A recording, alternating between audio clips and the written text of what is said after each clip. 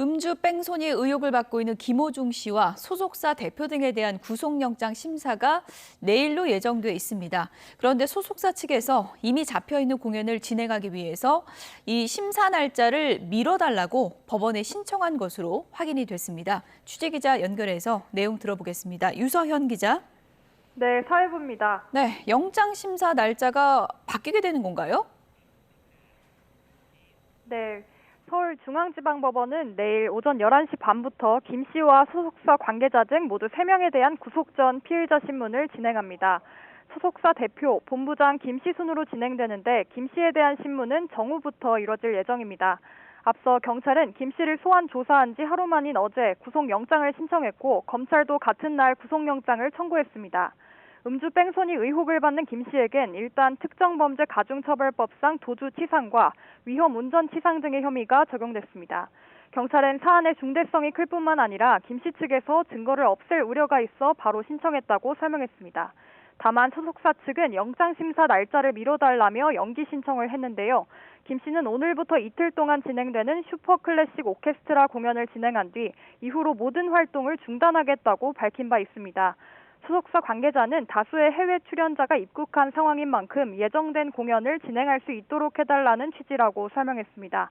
그러면서 김 씨가 이미 공연 출연료를 반납했고 위약금도 공연 제작사가 물어야 하는 상황이라며 소속사와 가수가 위약금 때문에 공연을 강행하는 건 아니라고 설명했습니다. 다만 내일 저녁 8시 공연을 마무리한 뒤 경찰 조사에 협력하고 자숙의 시간을 가지겠다고 덧붙였습니다.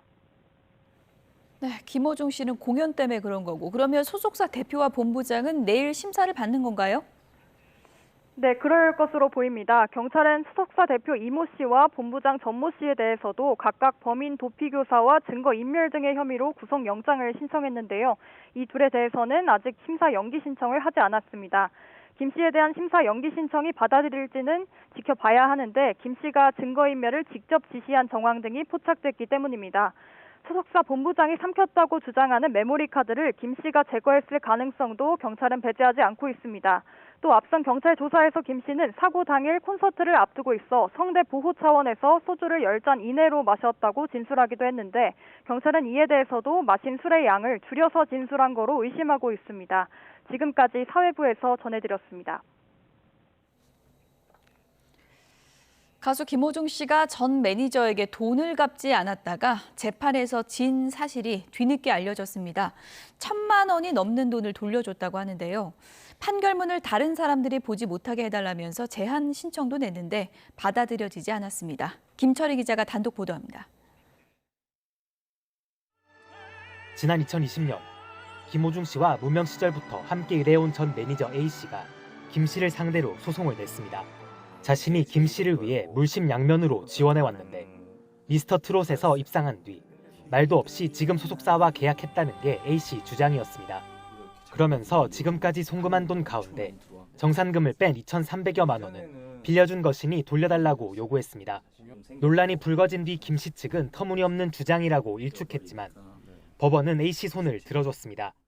지난해 1월 창원지법이 A씨가 변제기한 없이 김 씨에게 22번에 걸쳐 1,200여만 원을 빌려준 사실이 인정된다며 원고 일부 승소로 판결한 겁니다. A씨는 김 씨가 소속사를 옮긴 직후 수익의 30%를 지급하겠다고 약속했다며 약정금 2억여 원도 요구해왔는데 이 부분은 받아들여지지 않았습니다. 이후 김 씨가 상고하지 않으면서 판결은 그대로 확정됐습니다. 그런데 패소 다음 날 김 씨 측이 법원에 다른 사람이 판결문을 보지 못하게 해달라며 열람 제한을 신청한 사실도 확인됐습니다. 일반적으로 성범죄 사건이나 형사 사건의 판결문은 열람 제한 신청을 하는 경우들이 있는데요.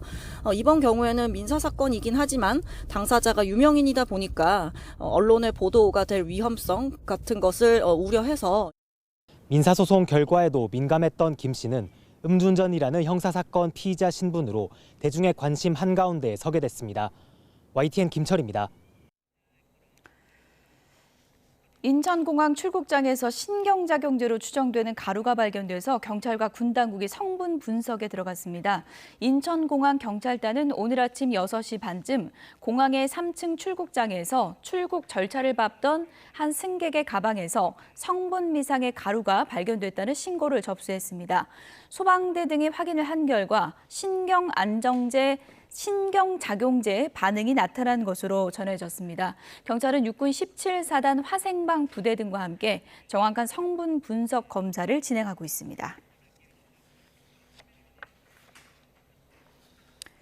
네, 조금 전에 들어온 소식입니다. 정부가 반도체 기업의 대규모 설비 투자 등을 돕기 위해서 26조 원 규모의 반도체 산업 종합 지원 프로그램을 추진하기로 했습니다.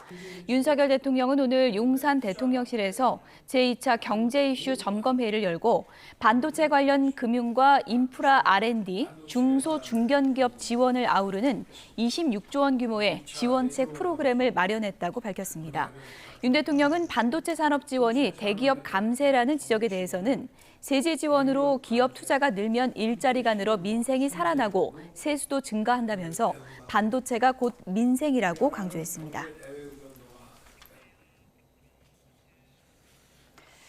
여야 지도부가 오늘 노무현 전 대통령 서거 15주기를 맞아서 김해 봉하마을에 집결합니다. 21대 국회 막판까지 강대강 대치를 이어가는 중이라 발언 등을 통한 신경전도 예상되고 있는데요.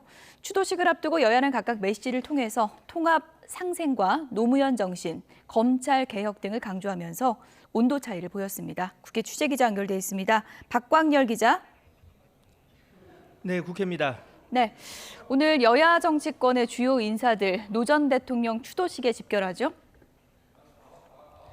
네, 노무현 전 대통령의 서거 15주기 추모식은 오후 2시 김해 봉하마을에서 1시간가량 진행됩니다.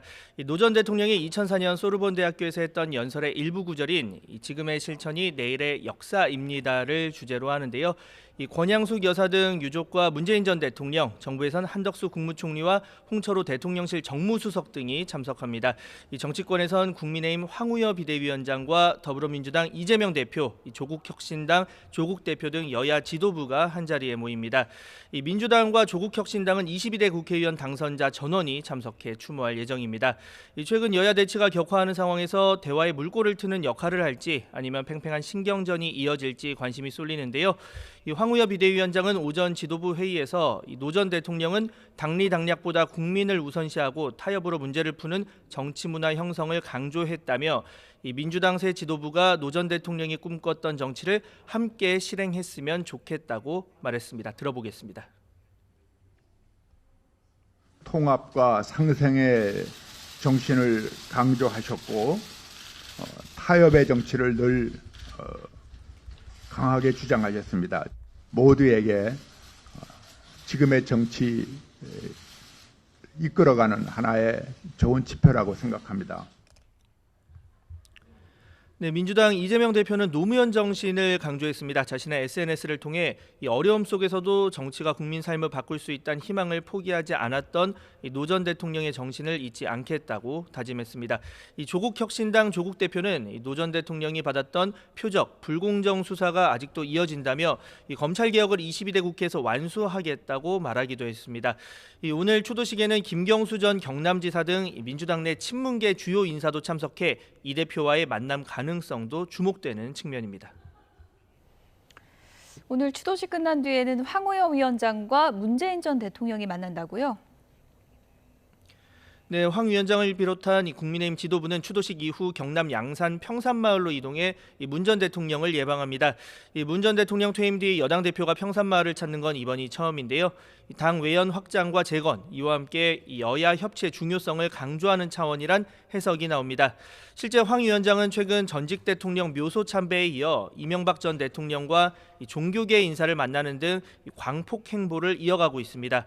앞서 오늘 아침 민주당은 1박 2일에 걸친 22대 국회 당선인 워크숍을 마무리했습니다. 특검법 제표 결과 원구성 협상 등 강대강 대치 국면 속에 여당을 압박하며 전국 주도권을 놓지 않겠다는 의지를 재차 강조했는데요. 대통령 거부권 법안을 비롯한 개혁 법안을 속도감 있게 추진하고 해병대원 특검법 관철을 위해 역량을 집중하겠다고 압박의 고삐를 놓지 않았습니다. 들어보겠습니다. 정부가 손 놓은 민생개혁, 민주당이 책임있게 완수하라. 이번 선거에서 국민께서 우리 민주당에 171석을 주신 이유는 이렇게 분명합니다. 정부의 무능, 무책임, 무도함으로 상처받은 국민의 간절한 목소리에 민주당이 제대로 응답해야 합니다. 네, 민주당은 이와 함께 당원 중심의 민주당을 만드는 길에 더 노력하고 당원 의사가 반영되는 시스템을 확대, 강화하겠다고 결의문을 통해 밝혔습니다. 같은 취지로 이재명 대표는 노 전 대통령 추도식 이후 부산으로 이동해 당원들과 만나 당원권 강화 방안 등을 놓고 의견을 주고받을 예정입니다. 네, 최상병 특검법 재표결이 이제 닷새 남았는데 여야 모두 표단속이 치열하죠. 네, 맞습니다. 이 부결 당론을 공개적으로 천명한 국민의힘 원내 지도부는 민주당이 특검을 고리로 한 탄핵 주장으로 정권을 흔들려 한다며 부당한 정치 공세란 취지의 비판을 이어갔습니다. 여야 합의 없이도 28일 본회의 개최와 재표결 상정 입장을 밝힌 김진표 국회의장에게도 날을 세웠습니다. 대통령의 헌법상 권한인 제2요구권을 행사했다는 이유로 탄핵을 운운하고 국회 밖으로 나가 막무가내로 장외 집회를 여는 게 과연 민주당이 원하는 정치입니까? 여야 합의 없는 독단적인 의사 일정 운영으로 오점을 남기지 않으시기 바랍니다.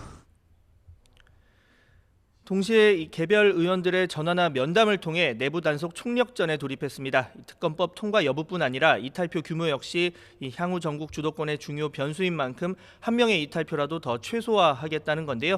현재까지 안철수, 유이동, 김웅 이 3명의 의원이 공개 찬성 의사를 밝힌 가운데 김웅 의원은 이탈표가 10표 가까이 나올 수 있다라고 주장하기도 했습니다. 이와 관련해 원내 핵심 관계자는 항상 최악을 대비한다면서도 10표까지는 되지 않을 것 같다고 내다봤습니다. 나아가 국민의힘 내에선 범야권 이탈표 가능성에도 무게를 두는 기대도 감지되는데요. 이 공천 과정에서 잡음이 심했던 만큼 범야권 낙선자 가운데서도 불출석 등의 방식으로 사실상 반대 의견이 있을 수 있다고 전망하기도 했습니다. 앞서 여당 의원 전원에 서한을 보내며 특검법 재표결 찬성을 촉구한 민주당은 여론전을 통해 찬성 압박 강도를 높이는 모양새입니다. 여당 내 낙선자 50여 명 위주로 개별 설득에 나섰는데요. 민주당 한 핵심 관계자는 아직 현 정부 임기가 3년 정도 남은 점을 거론하며 다수의 의원이 갈등 중일 거라는 관측을 내놓기도 했습니다. 앞서 김진표 국회의장은 28일 본회의 재표결 전까지 양당 원내 지도부를 향해 끝까지 수정 합의안에 노력해달라고 당부하기도 했는데요. 현재까지는 여야 모두 수정안 논의에 대해서 부정적인 기류가 우세한 상황입니다. 원구성 협상도 전국 뇌관인데 지금 진전이 없는 건가요? 네, 맞습니다. 이 법사위와 운영위원장직 놓고 여야가 평행선을 달리고 있습니다. 여야 일각에선 이 대통령실 현안을 담당하는 운영위는 여당에 내주고 대신 민주당이 이 법사위원장직을 차지하는 절충안이 협상 카드 하나로 거론되기도 했는데요. 관련해 민주당은 일단 이 같은 가능성을 일축했습니다. 22대 국회에서 개혁과 민생 과제를 모두 이루려면 이 법사위와 운영위 모두 확보할 필요가 있다는 겁니다. 개혁과 민생을 위해서 과감히 돌파하는 민주당이 되겠다. 이를 위해서 법사위 운영이 확보는 필수적인 과제다. 이렇게 진단을 했습니다. 과거에 그 원구성 협상에서 보여주었던 지리한 협상 이런 거 더 이상 하지 않겠다. 네, 다만 야권 일각에선 전략을 꺼내놓고 거론할 수는 없지만 가능성을 완전히 닫아선 안 된다는 주장도 제기되는데요. 김영배 의원은 라디오 인터뷰에서 물러서기 쉽지 않은 이슈지만 극적인 타협 가능성이 없는 건 아니라고 언급했습니다.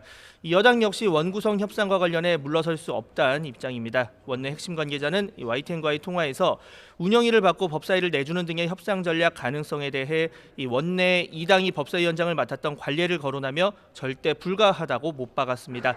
이 협상 시한이 보름 정도 남은 가운데 아직은 협상의 주도권을 놓지 않겠다는 의미로 풀이되는데요. 또 다른 원내 관계자는 아직 협상이 멈춘 건 아니라며 이 원내 지도부를 중심으로 물밑 협상을 이어가고 있다고 설명하기도 했습니다. 지금까지 국회에서 YTN 박광렬입니다. 최상병 사건 외압 의혹을 수사하는 공수처가 이른바 VIP 경로서를 들었다는 취지의 진술을 추가로 확보한 것으로 알려졌습니다. 공수처는 최근 해병대 관계자들을 참고인으로 불러 조사하는 과정에서 고위 간부로부터 이런 진술을 확보했습니다. 해당 간부는 지난해 8월 아침 회의에서 김 사령관이 VIP가 경로했다고 말하는 것을 들었다는 취지로 진술을 한 것으로 전해졌습니다. 다만 이와는 별도로 김 사령관이 외압을 행사하려는 취지로 이해하지는 않았다며 직권남용죄가 되지 않을 것이라는 개인적인 견해를 밝혔습니다. 한국은행 금융통화위원회가 이달 기준금리를 3.5%로 동결했습니다. 기준금리는 지난해 1월 이후 1년 5개월 연속 3.5%를 유지하게 됐습니다. 취재기자 연결해서 알아보겠습니다. 류한홍 기자. 네, 유한홍입니다. 이 기준금리가 동결됐는데 그 배경이 나왔습니까? 네, 한국은행 금융통화위원회가 오전 9시 회의를 열어 이달 기준금리를 현재의 3.5%로 동결하기로 결정했습니다. 이로써 기준금리는 1년 5개월 연속 3.5%를 유지하게 됐습니다. 한은 금통위는 물가 상승률이 둔화 흐름을 이어가고 있지만 성장세 개선과 환율 변동성 확대 등으로 물가 상방 리스크가 커진 데다 지정학적 리스크도 지속되고 있어 현재의 긴축 기조를 유지하는 게 적절해 보인다고 동결 배경을 밝혔습니다. 지난달 소비자 물가 상승률이 2.9%로 낮아졌고 식료품과 에너지를 제외한 근원 물가 상승률이 2.3%로 둔화했지만 단기 기대 인플레이션율이 이달 중 3.2%로 높아진 점을 주목했습니다. 올해 소비자 물가 상승률이 한은이 전망하는 2.6%가 될 것이란 확신을 갖기까지 더 시간이 필요하다는 것으로 해석됩니다. 국제 유가와 환율 움직임, 농산물 가격 추이와 성장세 개선의 파급 영향 등 물가를 둘러싼 불확실성이 높은 상황이라고 진단했습니다. 사실 시장에선 동결에 대한 예상이 많았습니다. 오늘 새벽 끝난 뉴욕 증시에서 금리 인하 기대감이 약해지며 3대 지수가 모두 하락했다는 소식에 우리 기준금리 동결 예상도 커졌습니다. 네, 한은은 또 올해 경제 성장률 전망치를 기존 2.1%에서 2.5%로 올렸는데요. 그만큼 우리 경제 상황이 좋아지고 있다고 진단한 겁니까? 네, 지난 1분기 실질 GDP 증가율이 1.3%를 기록해 시장을 깜짝 놀라게 했습니다. 수출 호조세가 이어지고 소비와 건설 투자 부진이 완화되면서 성장률이 시장 예상치를 크게 웃돌았습니다. 고용도 취업자 수 증가세가 이어지는 등 전반적으로 양호한 상황을 보였습니다. 한은은 앞으로도 수출 증가세가 지속되고 소비 또한 2분기 중 조정을 받다 하반기 이후 완만한 회복세를 이어갈 것으로 예상했습니다. 이에 따라 올해 경제 성장률 전망치를 지난 2월에 2.1%에서 상당폭 올려 2.5%로 조정했습니다. 사실 그간 OECD도 우리 경제 성장률 전망치를 2.2%에서 2.6%로 높였고 KDI 역시 전망치를 2.2%에서 2.6%로 상향 조정했습니다. 한은은 그러나 IT 경기의 확장 속도와 소비 회복 흐름, 주요국의 통화 정책 등이 우리 경제 성장의 변수가 될 수 있다고 봤습니다. 지금까지 YTN 유환홍입니다. 부동산 프로젝트 파이낸싱 PF 사업성 평가 기준이 다음 달 초에 마련될 것으로 보입니다. 금융위원회와 금융감독원은 오늘 기획재정부, 국토교통부 등 관계기관과 함께 부동산 PF 연착륙 대책을 점검하는 첫 회의를 열고 추진 일정을 점검했습니다. 이번 대책의 핵심인 사업성 평가 기준은 다음 달 초까지 마무리되고 오는 7월 초까지 평가를 진행해 사업장을 양호와 보통, 유의, 부실 우려 등 4단계로 분류하게 됩니다. 은행권과 보험권이 만들기로 한 공동대출은 지난 14일 발족한 협의체에서 한 달 동안 논의해 다음 달 중순쯤 가동할 계획입니다. 1990년대 초에 조성된 1기 신도시 재건축 사업에 시동이 걸렸습니다. 정부와 각 지자체는 올해에 2만 6천 호 이상, 최대 3만 9천 호를 정비사업 선도지구로 정하기로 하고 구체적인 선정 기준을 발표했습니다. 김기봉 기자입니다. 입주 32년이 지난 1기 신도시가 재건축을 위한 첫 발을 뗐습니다. 국토부와 경기도 5개 도시 시장은 1기 신도시에서 올해 재건축 절차에 들어가게 될 선도지구 규모를 26,000호 플러스 알파로 결정했습니다. 단지 규모가 큰 분당과 일산에서 각각 8,000호와 6,000호, 평촌과 중동, 삼본에서 각각 4,000호씩을 선정하되 각 지자체의 판단에 따라 한두 개 구역을 추가로 지정할 수 있게 했습니다. 추가 지정 범위는 기준 물량의 최대 50%까지 허용돼 분당의 경우 12,000호까지 지정이 가능한 상황입니다. 이에 따라 올해 선정되는 선도지구는 전체 정비대상 주택의 10%에서 15% 수준이 될 것으로 예상됩니다. 선도지구의 세부 단지는 오는 11월 최종 결정되는데 객관성 확보를 위해 평가 기준을 최대한 간소화하고 정량 평가를 중심으로 한다는 방침입니다. 국토부가 제시하는 표준 평가 기준을 기본으로 하는데 무엇보다 재건축에 대한 주민 동의가 60점으로 배점이 가장 크고 정주 환경 개선의 시급성과 도시기능 활성화 필요성, 그리고 재건축의 파급 효과 등의 항목이며 사업 실현 가능성으로 5점의 가점이 추가될 수 있습니다. 환경 개선 필요성 평가에는 현재 세대당 주차 대수가 0.3대 미만이면 10점, 1.2대 이상이면 2점 등으로 환산됩니다. 사업 추진의 파급 효과는 정비에 참여하는 단지 수와 세대 수가 많을수록 높은 점수를 받게 됩니다. 평가 항목 중 유일하게 정성평가가 가능한 항목은 도시기능 활성화 필요성 부문인데 해당 단지가 사유서를 써내면 반영될 수 있습니다. 조합원들이나 소유자들의 갈등 없는 그런 합의 과정이기 때문에 그 소유자들의 동의율이 가장 중요한 선정 지표로 선택된 거는 그리고 나쁜 선택은 아니라고 봅니다. 재건축 진행 과정에 주민들의 이주 대책에 대해 정부는 주변 지역에 신규 공급을 확대하겠다는 원칙을 내놓았는데 본격적인 사업 과정에 함께 풀어야 할 숙제로 남았습니다. YTN 김기봉입니다. 1기 신도시 선도지구 규모와 선정 기준이 발표되면서 앞으로 일정은 어떻게 되는지도 관심입니다.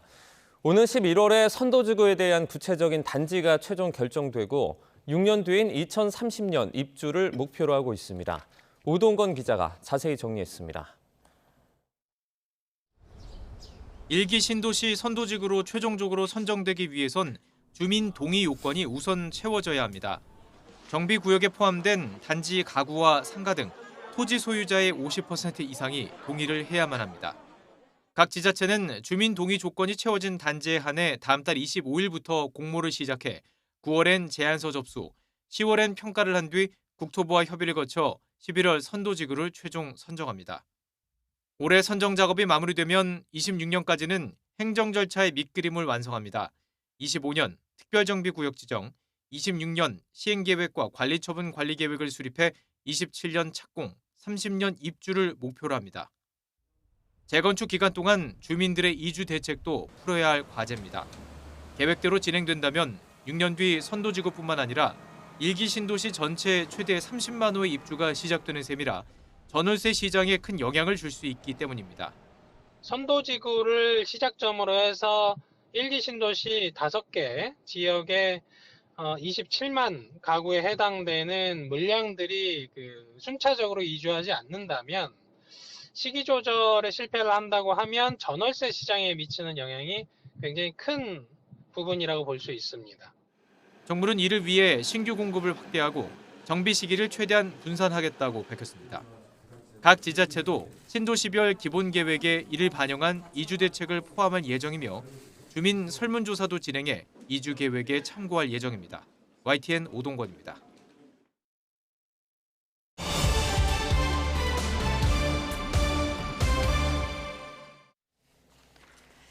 네, 각이 살아있는 정치평론 시사정각 시작하겠습니다. 오늘도 각에서는 두 분을 모셨는데요. 서정욱, 이승훈 변호사 두 분 나오셨습니다. 어서 오세요. 안녕하세요. 네, 먼저 첫 번째 주제어 내용부터 확인해 보도록 하겠습니다.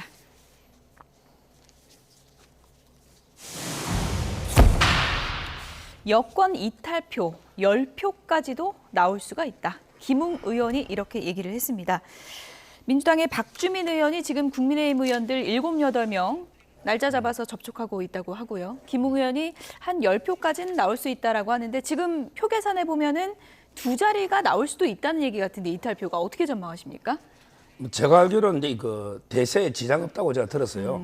아마 이제 그 몇 표 안 나올 겁니다. 저는 예. 많이 놓았던 한 5표 이 정도고요. 예. 그다음에 그 두 번째 제가 지적하고 싶은 거는 그러면 이제 국민의힘만 이탈표가 있을까? 예. 이 말은 민주당은 이탈표가 없을까? 예. 국민의힘에게 낙선자, 낙천자가 있습니까? 민주당에도 낙선자, 낙천에게 공천 못 받은 사람 많죠. 이분들은 이게 100% 던질까? 저는 민주당에서도 이렇게 이탈표가 나올 수 있다 이렇게 봅니다. 민주당도 가능성이 있는 거예요?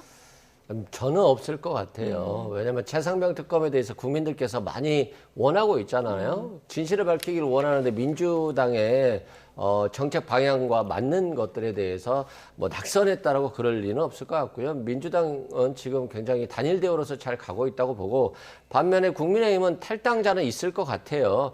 아니 탈당 말을 잘못했고요. 아무래도 찬성하는 특검 찬성하는 사람들이 있을 것 같은데 이탈하는 분들. 예. 근데 17표를 얻기는 좀 어려울 것 같다. 다만 22대 국회로 넘어가면 8표잖아요. 예. 충분히 특검이 통과될 가능성은 충분히 있다라고 봅니다. 17표까지는 이번에 안 나오겠지만 10표 정도만 나와도 윤석열 대통령 입장에선 좀 긴장할 수밖에 없는 숫자가 아닌가 싶은데 어떻게 보세요? 근데 어차피 이번에 의회는 이제 끝납니다. 임기가 마지막이죠. 예. 어차피 이제 다음에 108명 이렇게 다 바뀌기 때문에 뭐 이번에 이탈표가 몇 표 있다 해도 크게 긴장할 이유는 없다. 아, 사람이 바뀌니까? 사람이 이게 다 바뀌잖아요. 이제 마지막 5월 30일부터는 이제 22대 국회입니다. 예. 오히려 이제 22대가 더 108명 중요하기 때문에. 예. 그래서 이제 대통령이 요즘 계속 식사 정치, 만찬 정치를 하고 있잖아요. 아, 표단속하는 겁니까? 아니 이제 22대를 미리 이제 예. 준비해서 예. 스킨십을 강화하고 있는 거예요. 예. 추경호 원내대표가 당론으로 우린 반대하겠다. 이건 당론으로 정하겠다라고 선언하지 않았습니까? 그러면 여기서 반대표를 던질 경우에는 어떻게 되는 거예요? 징계를 받게 되는 겁니까? 그렇죠. 대표적으로 이제 저는 뭐 안철수 의원이 문제죠. 예. 왜냐하면 이제 그 유의동, 그다음에 김웅 의원은 이제 그 징계 실익이 없어요. 이미 이번에 떨어졌거든요. 출마 안 하고. 근데 그 안철수 의원은 지금도 이게 의원입니다. 제가 안철수 의원은 개인적으로 오래전부터 이게 잘 알아서 저도 이게 계속 설득 문자나 전화로 안철수 의원 이번에 당론 어기면 안 된다. 자유표에 설 땅이 없을 거다. 예. 그리고 이게 여론을 똑바로 해야 된다. 공수처 보고 나서 이게 하자는 여론도 많이 있다. 예. 그냥 무조건 이게 찬반 여론으로 찬성이 많다 해서 예. 여론을 잘못 읽으면 안 된다. 예, 예. 저도 설득하고 있습니다. 아, 그래요? 예. 좀 흔들리고 있나요? 아직 반응이 없네요.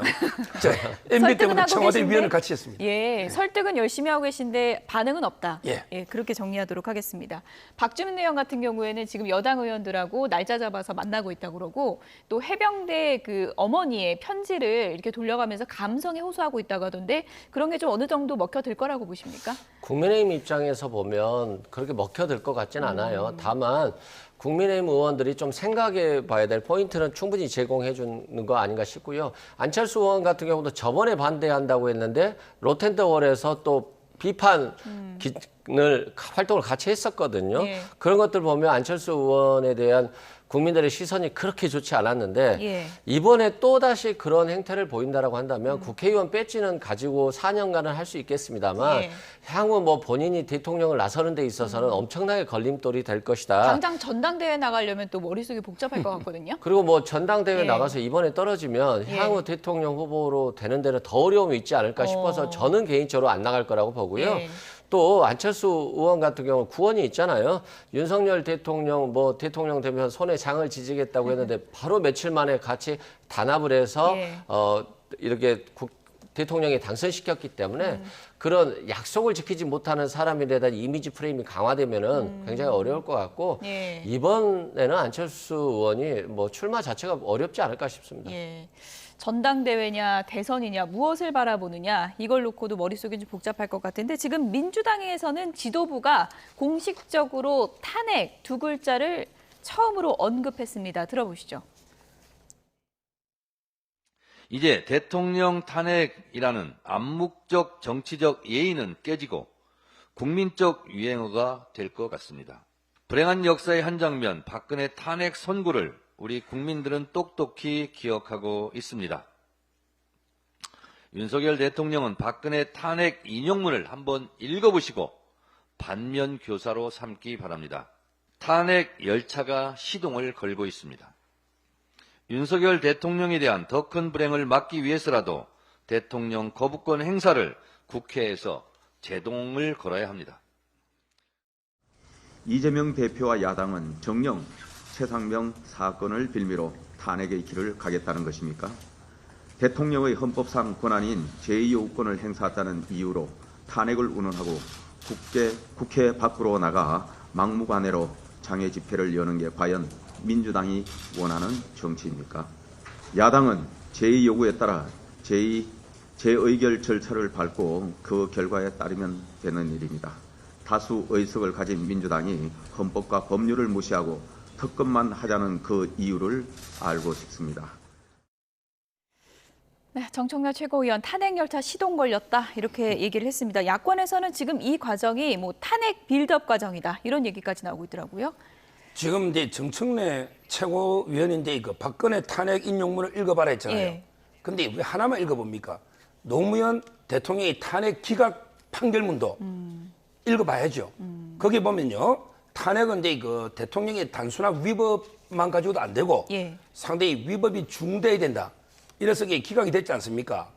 따라서 저는 정청래 최고위원이 거부권을 가지고 거부권은 이제 헌법이 대통령이 부여한 고유한 권한입니다. 이걸 가지고 이게 그 탄핵을 운운한다. 이거야말로 이게 진짜 반헌법적인 발상이다.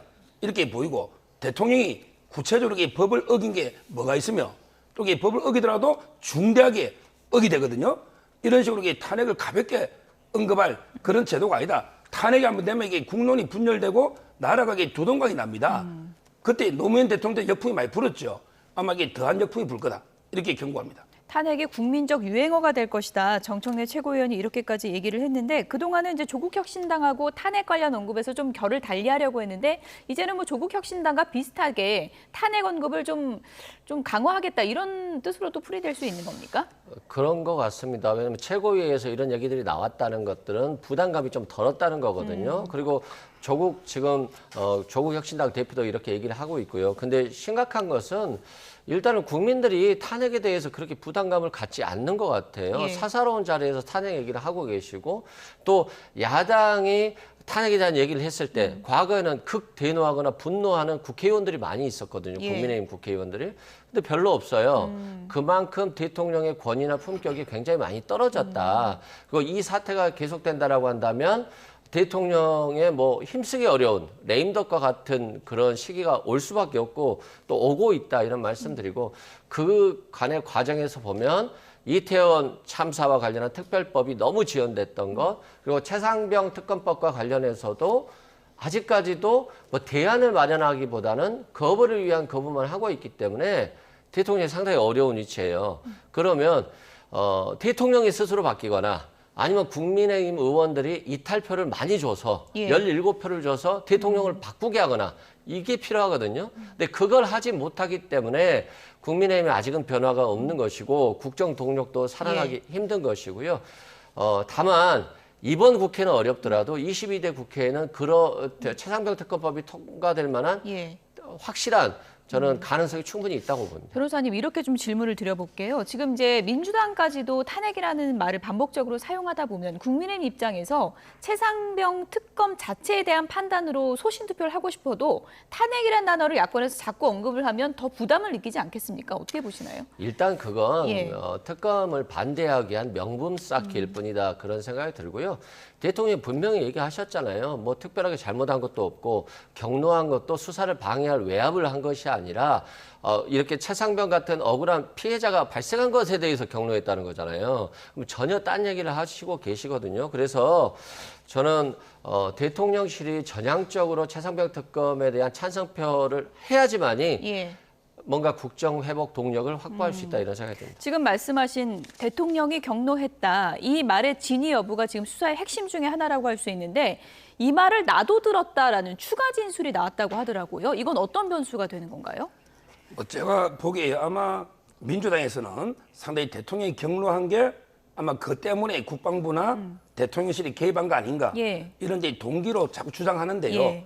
근데 문제는 경로만 가지고 이게 범죄가 됩니까? 대통령이 어떤 게 보고를 받을 때 제가 대통령이라도 군 통수권자죠. 예. 근데 이런 데 과실 사고의 사단장까지 조사권도 없는 대령이 네. 수사권도 없잖아요. 근데 대령이 사단장을 수사도 안 하고 무조건 이게 공동정범이다. 이런 식으로 이렇게 포함시키니까 대통령 통수권자 입장에서는 화를 낼 수도 있는 거 아닙니까? 따라서 이제 저는 화만 낸 거 가지고 이런 게 범죄는 없잖아요. 화낸 게 경로가 곧 외압은 아니다 뭐 이렇게 보시는 그렇죠. 건가요? 경로를 예. 해석해 해도 그다음에 대통령실의 다른 관계자나 아니면 국방부에서 다르게 대응할 수도 있는 거 아닙니까? 예. 따라서 이제 그 화낸 게 직접적인 범행의 구성 요건 자체가 안 되기 때문에 예. 이걸 가지고 이게 뭐 저는 핵심이다. 화낸 게 입증된다 해서 예. 그러면 이게 대통령이 범죄했다. 이게 결론이 안 나오지 않습니까? 어쨌든 박정훈 전 수사단장은 계속 들었다고 주장을 했고 김계환 사령관은 지어낸 얘기다라고 했는데 뭐 대질 조사도 이루어지지 않은 거고 이번 추가 진술이 근데 그러면 박정훈 단장 진술에는 좀 힘이 실리게 되는 건가요? 아마 이제 뭐 동기 측면에서는 아마 도움이 되겠죠. 박정훈 대령의 진술에는. 예. 근데 조금 전에 말한 것처럼 아마 이제 그 자체도 또 이게 증거가 안 될 거예요. 아마 참고인이 해병대의 간부가 들었다 예. 이건데요. 직접적으로 이제 그 사령관이 있잖아요. 김배한.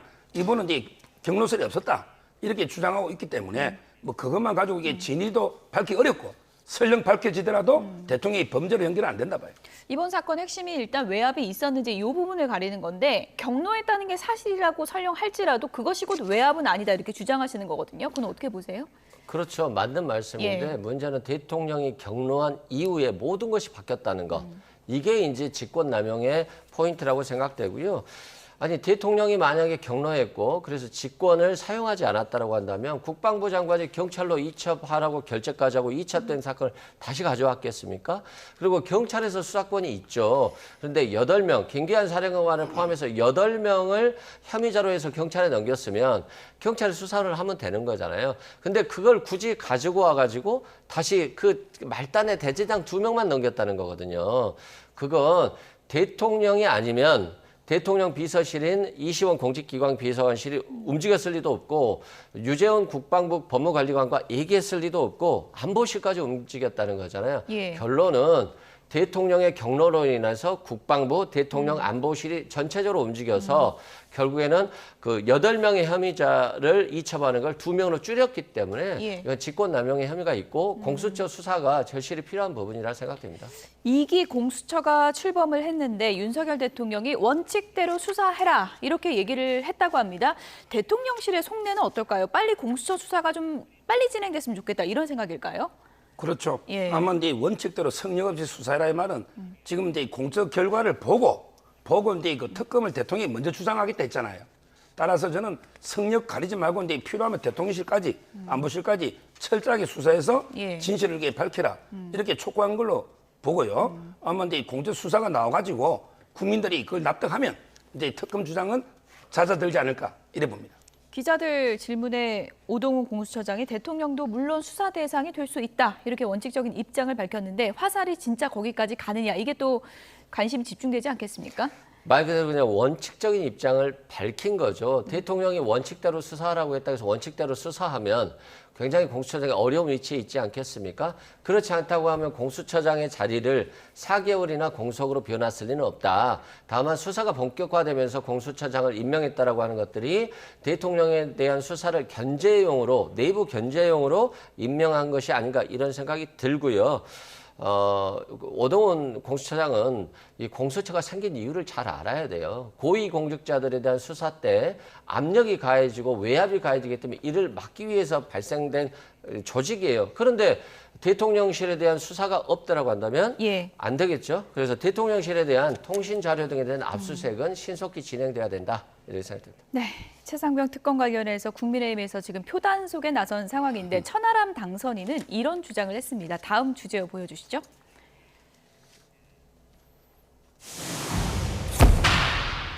최상병 특검이 한동훈의 차별화 포인트가 될 수 있다라는 본인의 주장을 한 겁니다.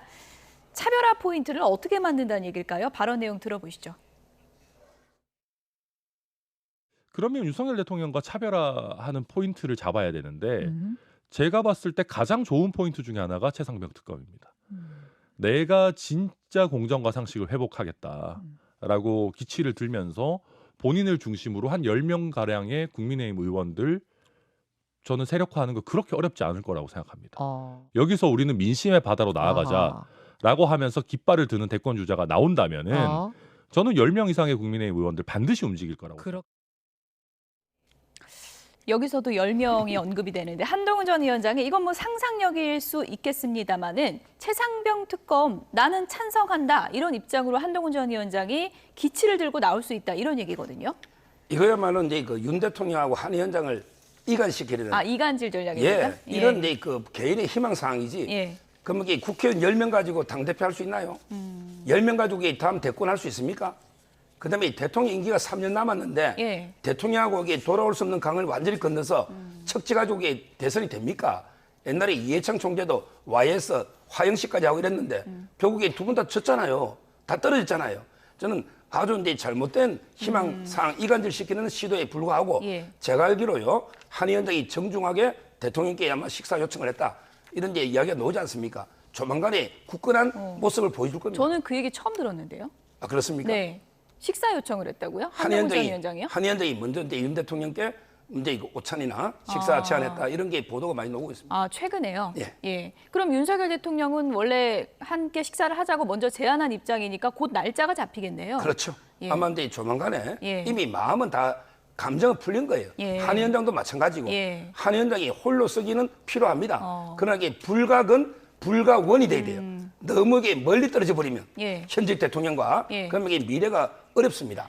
그걸 알기 때문에 아마 이게 본인도 옛날 관계를 회복하기 위해서 식사 제안한 걸로 알고 있습니다. 저 그럼 궁금한 게요. 천하람 당선인 주장이 지금 뭐 혼자만의 상상력이 될 수 있는 거고 전당대회를 앞둔 시점에서 한동훈 전 위원장과 윤석열 대통령이 식사를 하게 된다면 어떻게 보면 윤석열 대통령이 한동훈 전 위원장이 당대표 되는 것도 나는 받아들일 수 있다 이런 의미로도 될 수 있는데 그렇게도 해석하십니까? 당연하죠. 예. 이번에 그 제가 알기로 대통령실은 이제 그 전당대회에 대해서 전혀 일체 관여하지 않는다. 여러 사람이 노석에 선의로 경쟁하면 그렇게 받아들이는 거죠. 이제는 게 옛날에는 김기현 대표 좀 만들 때는 무리수가 있었어요. 나경원도 이게 주잔치고 안철수 의원도 주잔치잖아요. 근데 이번에 너무 단정적으로 얘기하지 마시고요. 제가 보기에는 그렇게 보였거든요. 근데 이번에는 아마 엄중 중립. 당의 일은 당이 해라. 대통령은 이게 누구에 대해서 비토나 이게 없습니다. 한동훈이 돼도 난 상관없다. 그렇습니다. 예, 그런 기조라고 하셨는데 박지원 당선인은 윤석열 대통령의 한동훈 대표 되는 거는 절대 못 볼 거다 이렇게 전망을 하셨거든요. 저도 좀 그렇게 생각이 돼요. 뭐 한동훈 전 비대위원장이 출마 여부를 떠나서 왜 그러냐면 한동훈 전 비대위원장에 대해서 팬덤이 좀 있어서 만약에 당대표가 될 경우에는 대통령실에 대한 집중도가 떨어지고 한동훈 체제로 갈 수도 있다 이런 생각이 들고요. 다만 이제 한동훈 전 비대위원장 같은 경우는 일단 당대표가 돼야 되잖아요. 당대표 되기 전부터 최상병 특검을 받겠다라고 말하지는 못할 것 같아요. 일단 당대표가 돼야 되니까. 천하람 당선인이 앞서간 겁니까? 그렇죠. 천하람 당선인이 말씀한 대로 이관계를 좀 쓴 거죠. 근데 당선이 되고 나서는 최상병 특검에 대해서 전향적으로 나올 가능성이 높고요. 그것만이 윤석열 대통령의 아바타다. 황태자다라고 하는 모습에서 벗어날 수 있지 않느냐 싶고요. 한동훈 전 비대위원장이 국회의원으로 보낸 국회의원도 또 숫자가 상당할 거예요. 그런 측면에서는 한동훈 전 비대위원장이 발톱을 숨기고 당대표가 된 이후에 변화를 줄 가능성이 상당히 있다라고 봅니다. 식사하자 한 것도 발톱을 좀 숨긴 일환인가요? 그렇죠. 왜냐하면 지금 이제 뭐 당원 투표도 있을 수 있고 또 일반 여론조사도 포함시킬 수도 있고요. 그런 상황 예측이 어려운 상황에서 대통령과 지금 각서서는 상당히 어려운 위치에 있고 당대표가 안 돼버리면 한동훈 전 비대위원장은 정치적으로 사망 선고를 받을 수도 있습니다. 한동훈 등판 논란에 개혁신당이 가세하는 모양새입니다. 이준석 당선인은 이런 얘기를 했는데요. 그래픽을 좀 보여주실까요? 한동훈 전 위원장이 지금 좀 착각을 하고 있는 것 같다라고 하면서요. 윤석열 대통령이 만들어준 비대위원장 자리가 유일한 정치 이력이지 않냐. 유난 불화설이 있는데 국민이 외관상 봤을 때는 검사원, 검사투다 이렇게 비판을 했습니다. 지금 이제 그 아마 상당히 저는 이준석 대표가 한 위원장한테 컴플렉스가 있는 게 아닌가 할 정도로 이렇게 왜 비난하는지를 모르겠어요. 본인은 이제 뭐 박근혜 퀴즈로 등장해서 10년 정도 걸려서 이제 본인 정치로 우뚝 섰다고 아마 자화자찬하면서 이런 이제 발언이 나왔는데 지금 한 위원장이요. 검사로서도 이제 그 진짜 에이스 검사였어요. 검찰에 물어보면 27개는 이원석 한동훈이다. 예. 이렇게 그 검찰로서도 난리고요. 그다음에 법무부 장관 할 때도 여러 정책이 있잖아요. 상당히 잘했어요. 법무 개혁을. 법무부 직원들이 보면 알잖아요. 그다음에 비대위원장 온 거거든요. 본인의 정치 자세를 하나하나게 쌓아오고 있는데 마치 이게 윤석열 대통령이 완전히 뭐 아바타처럼 이렇게 윤석열 대통령 아직 그늘에 있는 것처럼 예. 이렇게 비하하는 거는 저는 아주 잘못됐다. 예. 한 위원장은 이게 독자적으로 자기만의 정치적 자산을 차곡차곡 쌓고 있다. 이렇게 봅니다. 하지만 정치인으로서 보여준 게 없지 않냐. 이준석 대표 당선인의 이제 주장은 그런 면도 좀 있는 것 같거든요. 그렇죠. 보여준 게 없죠. 대통령이 준 직책 가지고 법무장관하고 전 비대위원장까지 했는데 결국에는 비대위원장 통해서 국민의힘이 실패했기 때문에 결국은 보여준 게 없다. 그런데 그런 보여주려고 한다면 한동훈 전 비대위원장은 당대표를 나와야 되는데 이준석 의원 당선자나 지금 개혁신당 입장에서 부담스러운 것 같아요. 개혁신당 가지고 숙권할 수 있다라고 생각하지는 않잖아요. 결국에는 언젠가는 합쳐야 되는데 합쳤을 때 한동훈이 굉장히 부담스러운 존재고 예. 아무래도 팬덤이 있잖아요. 그것도 윤석열 대통령도 마찬가지일 것 같아요. 본인이 특수부 검사였잖아요. 그래서 만들어놨더니 야당을 수사하듯이 한동훈 전 비대위원장도 특수부 검사인데 차기 대통령 후보로 올라온다는 것도 상당히 부담스러울 것 같다. 그래서 결국에는 한동훈 전 비대위원장이 굉장히 어려운 위치에 있지만 저는 개인적으로 당대표 출마할 것 같습니다. 아, 예. 만약에 출마하면 개혁신당과는 관계 정립을 또 어떻게 하려고 할지 그 부분도 좀 관심 포인트인 것 같고요. 야권 얘기로 좀 넘어가 보도록 하겠습니다. 김경수 전 경남지사의 일시 귀국이 화제를 모았는데요. 관련해서 주제와 함께 보시죠. 네, 이재명 대표, 조국 대표, 김경수 전 지사가 있는데 같이 묶여 있다? 이런 주제어를 저희가 정해봤습니다. 최재성 전 수석이 오늘 아침 언론 인터뷰에서 이런 얘기를 했습니다. 들어보시죠. 조국 대표도 그렇고요. 네. 김경수 전 지사도 그렇고 이재명 대표의 소위 사법 리스크하고 예. 묶여 있다고 봐요. 이재명 대표가 예를 들어서 사법 리스크를 극복하고 예. 이제 1심 지금 진행 중이지 않습니까? 네. 그런데 이걸 잘 극복을 했다 그러면은 조국 김경수도 사면 복권될 가능성이 저는 크다. 그러니까 무죄가 나오게 되면은 네. 그러면 이재명 대표가 강력한 이제 대권 주자가 되는 거 아니에요? 조국 김경수에 대한 사면 복권도 제가 보기엔 진행될 가능성이 크다고 봐요. 그래서 공교롭게 묶여 있는 거죠. 이재명 대표의 명운과 묶여 있을 가능성이 저는 크다고 봅니다. 최재성 전 수석의 개인적인 견해지만 상당히 흥미로운 해석입니다. 이재명 대표 사법 리스크에 조국 대표 김경수 전 지사가 같이 묶여 있다. 한 배 탔다. 이런 얘기 같은데 어떻게 보십니까? 제가 보기 뭐 황당무계한 궤변이죠. 이재명 대표의 사법 리스크는 판사가 합니다. 법원이 판단하는 거죠. 그다음에 사면 복권은 대통령의 고유한 권한이죠. 윤석열 대통령이 판단하는 거예요. 판단의 주체가 다른데 어떻게 세 개가 묶일 수가 있습니까? 저는 말이 안 되고 이럴 수는 있지. 이재명 대표가 만약에 대통령이 되고 나서 김경수 조국 사면 이거는 모르겠지만 지금 취지는 그게 아니거든요. 아마 이게 윤 대통령이 사면 복권하고 재판하고 이게 묶여있다 이런 취지로 지금 말하고 있잖아요. 예. 따라서 저는 이제 그 주체가 전혀 다르고요. 제가 보기에 그 사면 복권은요. 아마 윤 대통령은 조국에 대해서는 절대 안 할 겁니다. 본인도 이게 아예 바라지도 않는다. 청하지도 않겠다 했잖아요. 예. 근데 김경수에 대해서는 고민이 많은 것 같아요. 복권이요? 예. 왜냐하면 이게 전략적인 판단이 필요하거든요. 예. 야당을 이게 분열시키게 된다. 그렇다면 이게 김경수 지사를 사면해주면 이재명의 대항마가 될 수 있잖아요.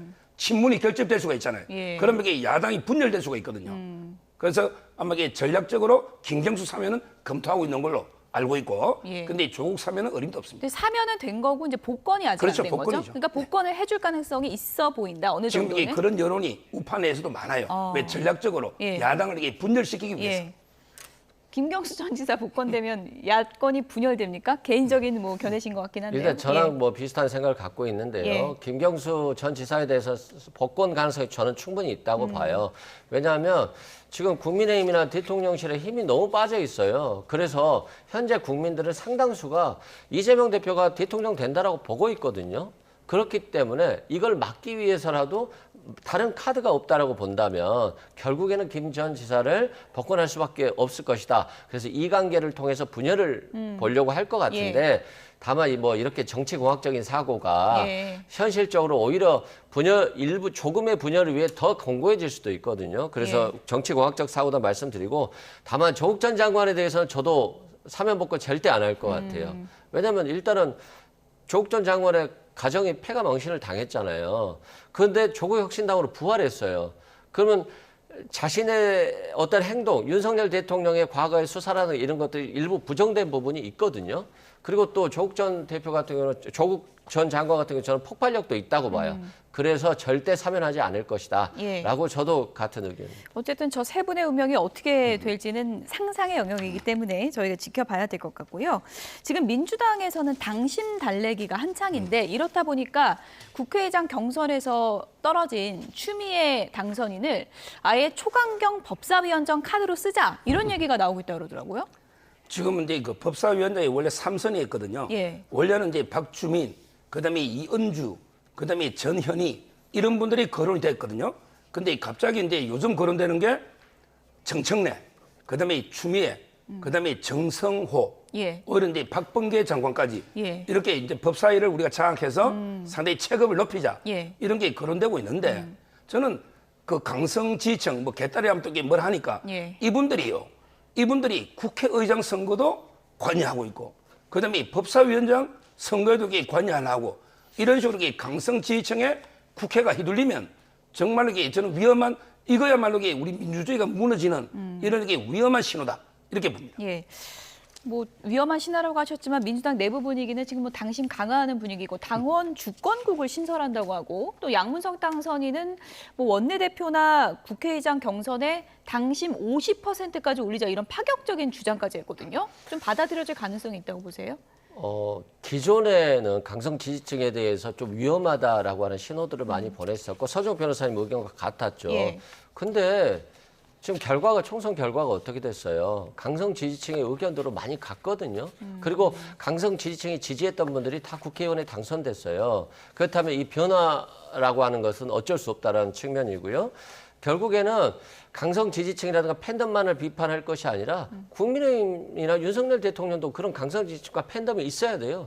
그게 없다라고 하는 것은 그만큼 윤석열 대통령을 국민의힘을 신뢰하지 않는다는 거거든요. 그래서 저는 반대로 해석해서 강성 지지층이 없다라고 하는 것은 민주주의가 별로 없는 정당이다라고 볼 수도 있다. 반대로 저는 해석해보고 싶고요. 그런 측면에서 주권국이라고 하는 당원 주권국 그런 것들도 지금 시대에 별로 틀린 그런 해답은 아닌 것 같다. 저는 지금 방향으로서 보면 맞다라고 생각됩니다. 끝으로 제가 뭐 토를 다는 건 아니고요. 민주당에서도 국민의힘 근데 전당대회 할 때 민심 반영 늘려야 된다고 또 얘기하지 않습니까? 그건 좀 앞뒤가 안 맞는 거 아니냐 이런 비판도 있을 수 있어서요.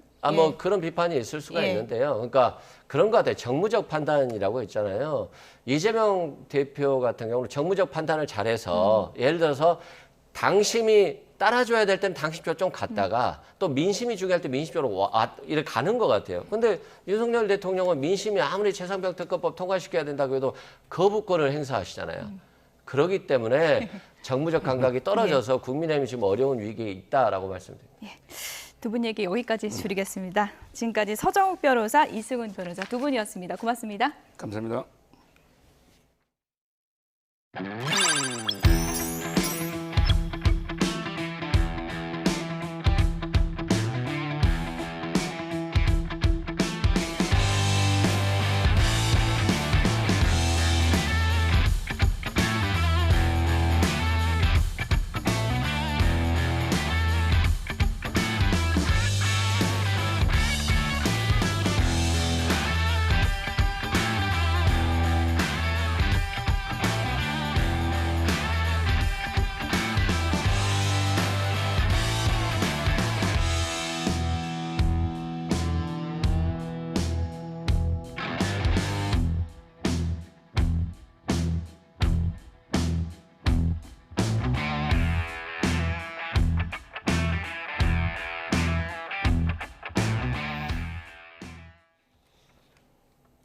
최근에 정부 정책에 잇단 혼선이 생기자 정부와 여당이 매주 고위급 정책협의회를 열기로 했습니다. 민주당은 여론이 나쁘면 반복해서 말을 뒤집는 모습이 권력 누수를 스스로 인정하는 꼴이라면서 비판 수위를 높였습니다. 임성재 기자입니다. 해외 직구 규제 철회에 이어 이번에는 정부의 고령 운전 자격 제한 검토가 도마 위에 올랐습니다. 지난 20일 국토교통부와 경찰청은 고령자의 운전 능력을 평가해 조건부 면허를 도입하겠다는 방침을 발표했는데 노인차별, 교통약자 무시 등 논란이 일자 하루 만에 특정 연령층을 겨냥한 게 아니라며 그 대상을 고위험 운전자로 정정한 겁니다. 정책 결정에 허술함이 또다시 드러났다는 지적 속에 정부 여당은 재발 방지를 위한 고위급 정책협의회를 매주 열어 머리를 맞대기로 했습니다. 당정협의 회의는 앞으로 여러 형태로 굉장히 자주 있을 겁니다. 이번 주에도 여러 장관들께서 이제 좀 더 원활히 적극적으로 해야 되겠다 하는 차원에서 최근 여당 내 비공개 회의에서도 정부를 향한 질책이 쏟아진 것으로 전해졌는데 잦은 정책 혼선에 민심이 심상치 않다는 판단이 깔린 것으로 보입니다. 대통령실 고위 관계자 역시 국민 생활에 밀접한 정책을 중심으로 당과 긴밀한 소통을 이어나갈 예정이라고 밝혔습니다. 더불어민주당은 정부 여당에 잇단 정책 실수에 비판의 날을 세웠습니다. 어르신 이동권을 과도하게 제한한다는 부정 여론에 정부가 또 말을 바꿨다는 겁니다. 특히 이번에도 윤석열 대통령이 몰랐다고 발뺌한다면 정부 정책에 대한 대통령의 심각한 권력 누수를 입증하는 꼴이라고 지적했습니다. 언제까지 이런 무능한 덜컥 국정 운영으로 국민 고통을 가중시키려고 합니까? 안 되면 그만이고 철회하고 이런 식으로 운영하면 안 됩니다. 국정은 장난이나 실험이 될 수 없습니다. 4월 총선으로 민심을 확인한 집권 여당으로선 정부의 잇단 정책 실수가 더욱 뼈아픈 대목으로 남을 수밖에 없습니다. YTN 임성재입니다. 네, 앞서 속보로 전해드렸죠. 윤석열 대통령이 제2차 경제 이슈 점검회의를 열고 26조 원 규모의 반도체 산업 종합 지원 프로그램을 추진한다고 밝혔습니다. 반도체 산업 지원이 부자 감세라는 일부 비판에 대해서 반도체가 민생이라고 강조했습니다. 들어보시죠. 금융, 인프라, R&D는 물론이거니와 중소 중견기업 지원까지 아우르는 26조 원 규모의 반도체 산업 종합 지원 프로그램을 만들었습니다. 먼저 산업은행에 17조 원 규모의 반도체 금융 지원 프로그램을 신설할 것입니다. 올해 일몰되는 세액공제를 연장해서 기업들이 R&D와 설비 투자에 어려움을 겪지 않도록 하겠습니다. 반도체 산업에 대한 정부 지원을 대기업 감세, 부자 감세라고 얘기하기도 합니다마는 반도체가 민생이고 반도체 산업을 지원하는 일 모두가 국민을 위한 것입니다. AI 서울 정상회의에서 16개 글로벌 기업들이 AI를 안전하게 개발하기로 약속하는 프론티어 AI 안전서약에 합의했습니다. 구글, 오픈 AI, 네이버, 중국의 지프 AI 등이 참석한 이번 서약에는 기업들이 위험 수위가 높다고 판단하면 서비스 배포를 스스로 중단하고 기업 내 외부의 레드팀을 구성해서 위협을 평가한다는 내용이 담겼습니다. 이번 AI 서울 정상회의에서는 정상 간의 합의인 서울선언, 부속서인 서울의향서, 장관급 합의인 서울장관 성명도 발표가 됐습니다. 윤석열 대통령과 기시다 후미오 일본 총리가 오는 26일 서울에서 정상회담을 하는 방향으로 양국 정부가 조율하고 있다고 교도통신이 보도했습니다. 교도통신은 기시다 총리는 오는 26일 서울에서 열리는 한중일 정상회의 참석을 계기로 윤 대통령과 양자회담을 개최할 예정이라고 전했습니다. 교도통신은 일본 총무성이 라인 야후에 한국 네이버와 자본관계 재검토를 요구한 것에 대해 한국 내 여론이 반발하고 있어 정상회담 의제로 오를 가능성이 있다고 내다봤습니다. 중국 정부가 미국의 제재와 관세 폭탄에 반발하며 미국 방산기업 12곳과 정치인 등에 대한 맞불 제재에 나섰습니다. 미국 정부는 미국에 대한 제재는 받아들일 수 없다며 비판했습니다. 워싱턴에서 권준기 특파원입니다. 중국 정부가 로키드 마틴과 파이어 컨트롤 등 미국 방산기업 12곳과 기업 임원 10명을 무더기로 제재했습니다. 타이완에 무기를 판매했다는 게 이유입니다. 최근 미국이 러시아 방위산업을 지원한 중국 기업을 제재한 데 따른 보복이라는 점도 분명히 했습니다. 앞서 중국 외교부는 마이크 갤러거 전 의원도 제재 대상으로 지정했습니다. 하원 중국특위 위원장을 맡아 틱톡 금지법을 주도하고 타이완 지원에 앞장선 인물입니다. 제재 대상은 중국 내 재산이 모두 동결되고 중국과의 협력과 입국도 금지됩니다. 美国国会前议员加拉格尔近年来出于一己私利和对华偏见，在涉华问题上严重干涉中国内政，严重损害中国主权和领土完整。 미국 정부는 즉각 반발했습니다. 대중국 제재는 전 세계 경제를 위협하는 과잉 생산이라는 실체가 있지만 미국에 대한 중국 제재는 그렇지 않다는 겁니다. We oppose all of those sanctions, full stop, four square. Simple as that. With respect to the overcapacity issue, we've been very clear, and the president has been clear as well. 미국 무역대표부는 많게는 4배까지 올리기로 한 중국산 전기차와 철강, 태양광 패널 등에 대한 관세 인상안에 대해 다음 달 말까지 의견 수렴하겠다고 밝혔습니다. 8월부터는 폭탄 관세 적용에 들어가려는 움직임이라고 로이터 통신은 보도했습니다. 이번 주 이탈리아에서 열리는 G7 회의에서는 미국과 유럽이 대중국 관세 인상안에 공동전선을 펼 계획이어서 중국 반발이 더 거세질 전망입니다. 워싱턴에서 YTN 권준기입니다.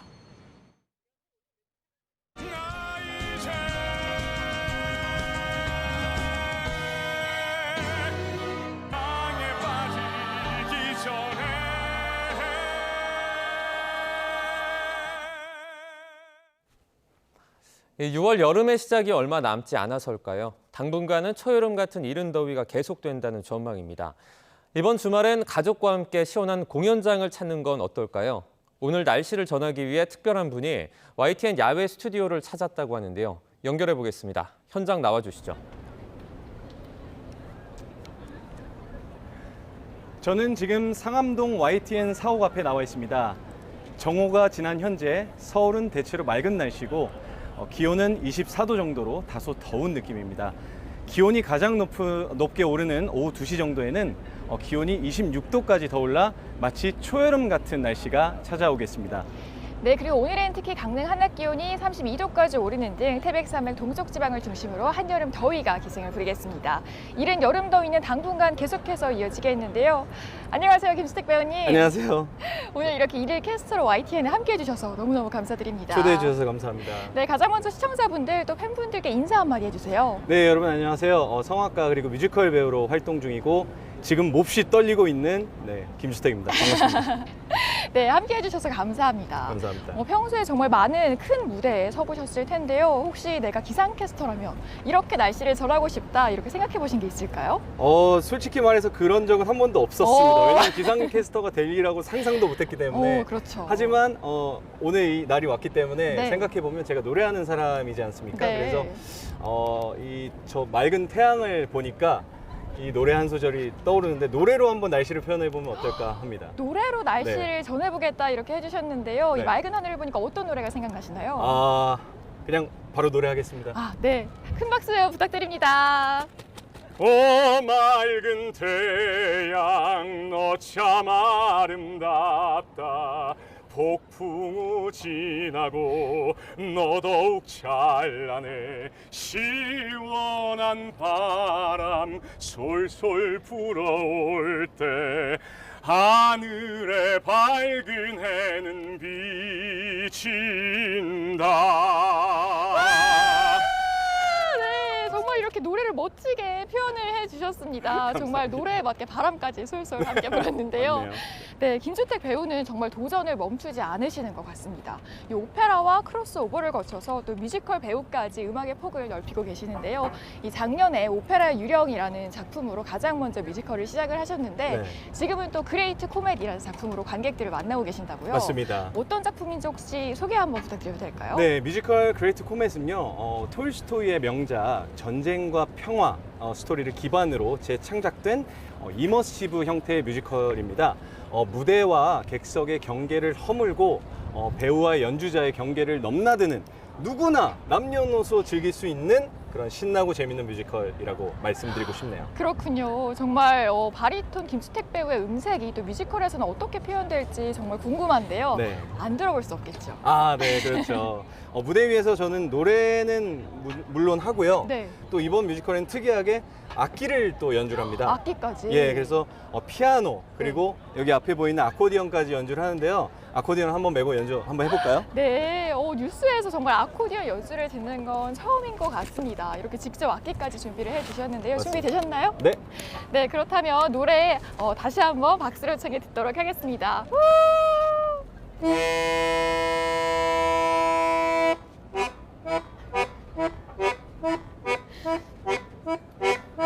저 멀리 전쟁은 끝나지 않고 또 한 브레인 떠났네. 저 멀리 전쟁은 끝나지 않고 또 한 브레인 떠났네. 와, 정말 감사합니다. 에너지 넘치고 감미로운 연주 그리고 노래였습니다. 너무너무 감사합니다. 다가오는 주말에는 소중한 사람들과 함께 뮤지컬 극장 찾으셔서 더 큰 감동 느껴보셔도 좋겠습니다. 정말 오늘 이렇게 짧은 시간이지만 캐스터로 네. 저희와 함께 해보셨는데요. 소감 한마디 부탁드려요. 일단 너무 떨렸고요. 네, 생방송에 이렇게 기상캐스터라는 색다른 경험을 할 수 있어서 감회가 새로웠고요. 무엇보다 뉴스 채널 생방송에서 이렇게 시청자분들과 함께 호흡할 수 있게 되어서 뜻깊은 하루였던 것 같습니다. 이렇게 이른 더위가 찾아왔는데 이 더위에 건강 챙기시면서 모두 좋은 하루 보내셨으면 좋겠습니다. 네, 저희도 앞으로 김주택 배우의 더 또 새롭고 멋진 도전 응원하도록 하겠습니다. 그럼 지금까지 상암동 야외 스튜디오에서 YTN 고은재 김주택이었습니다. 감사합니다. 이렇게 떠나시나요? 어디 가세요?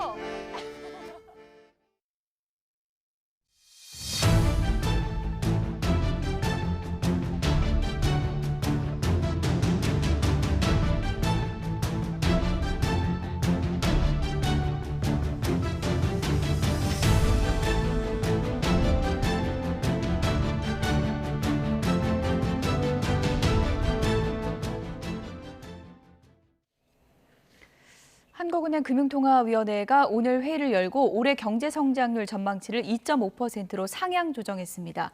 이번 수정 전망치는 내년 2월에 내놓은 성장률 2.1%보다 0.4%포인트 오른 수치입니다. 올해 1분기 시장 예상치를 2배 넘게 웃돈 1.3% 깜짝 성장세를 반영한 결과인데요. 이와 관련해서 한국은행은 수출 증가세가 지속하는 가운데 소비는 2분기 조정을 거쳐서 하반기 이후에 완만한 회복세를 이어갈 것으로 예상해서 성장률을 조정했다고 설명했습니다. 이런 가운데 기준금리는 연 3.5%를 유지했습니다. 지난해 2월부터 11차례 연속 동결한 것입니다. 이렇게 기준금리가 11차례 연속 동결된 데에는 여전히 불안한 물가가 한몫을 했는데요. 이창용 한은 총재의 얘기 들어보시죠. 오늘 금융통화위원회는 물가 상승률이 둔화 흐름을 이어가고 있지만 예상보다 양호한 성장세, 환율 변동성 확대 등으로 상방 리스크가 커진 만큼 또 지정학적 리스크도 지속되고 있는 만큼 기준금리를 현재의 긴축적인 수준에서 유지하면서 대내외 정책 여건을 점검해 나가는 것이 적절하다고 판단하였습니다. 이 결정은 금통위원 전원 일치였습니다. 따라서 물가가 목표 수준으로 수렴할 것이라는 확신이 들 때까지 현재의 긴축 기조를 충분히 유지할 것입니다. 네, 미국은 금리를 언제 내릴까요? 미국 연방준비제도위원 상당수가 고금리를 예상보다 더 오래 유지해야 한다는 입장인 것으로 나타났습니다. 이 같은 내용의 의사록이 공개되면서 뉴욕 증시는 일제히 내림세를 보였습니다. 홍주혜 기자입니다. 이달 초 기준금리를 6번 연속 동결한 미국 중앙은행 연방준비제도. 제롬 파월 의장은 물가가 좀처럼 잡히지 않는다고 인정하면서도 금리 인상 가능성엔 선을 그었습니다. So I think it's unlikely that the next policy rate move will be a hike. I'd say it's unlikely. 이런 결정이 나온 연방공개시장위원회 의사록이 공개됐습니다. 당시 위원들은 인플레이션이 연준의 목표치인 2%를 향해 지속 가능하게 움직이고 있다는 확신을 얻으려면 예상보다 더 오랜 시간이 걸릴 거라고 판단했습니다. 개인 소비 지출 가격 지수가 지난 1월 0.5% 깜짝 반등하더니 2월과 3월에도 0.3% 상승률을 기록하는 등 고물가 고착화 가능성에 주목한 겁니다. 또 여러 위원이 인플레이션 위험이 현실화할 경우 정책을 강화할 의향이 있다고 언급한 것으로 나타났습니다. 로레타 메스터 클리블랜드 연방준비은행 총재가 올해 3차례 금리 인하는 적절치 않다고 말하는 등 최근 일부 연주 위원들은 비슷한 취지의 발언을 이어가고 있습니다. 시장은 바로 반응했습니다. 다우지수가 0.51% 떨어지는 등 뉴욕 증시는 일제히 하락 마감했습니다. Stock markets today seem to be reacting to recent highs. We have to remember highs don't come every day all the time. A lot of these are momentum stocks. They need to take a breather. 이런 가운데 AI 칩 선두주자 엔비디아는 시장 예상치를 웃도는 실적을 발표한 데다 주식을 10대 1로 분할하면서 시간외 거래에서 주가가 $1,000를 돌파했습니다. YTN 홍주혜입니다.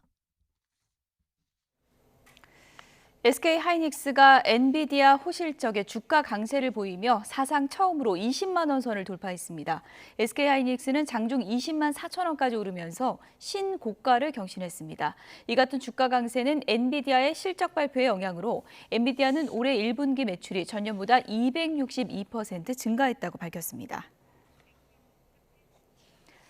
알리익스프레스나 테무 같은 중국 전자상거래 플랫폼을 이용하는 국내 소비자 10명 가운데 6명은 품질에 불만족하는 것으로 나타났습니다.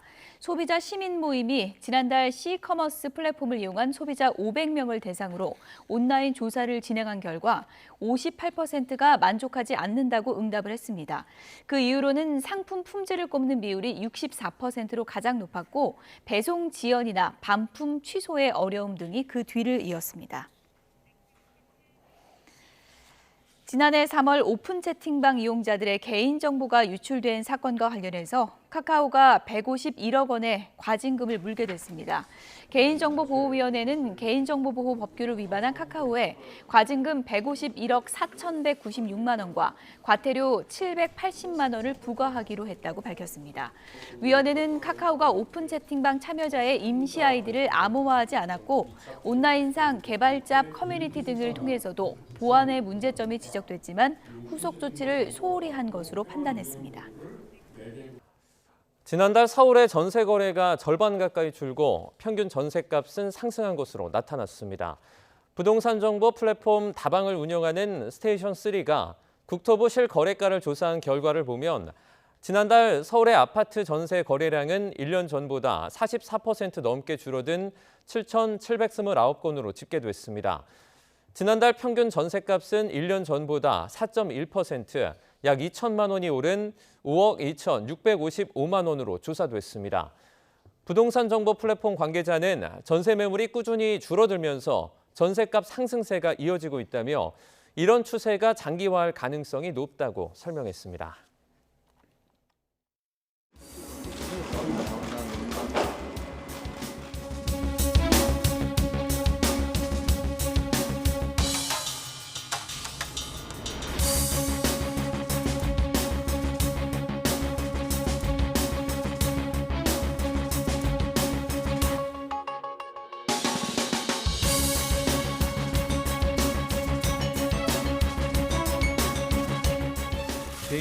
많이 필요하겠습니다.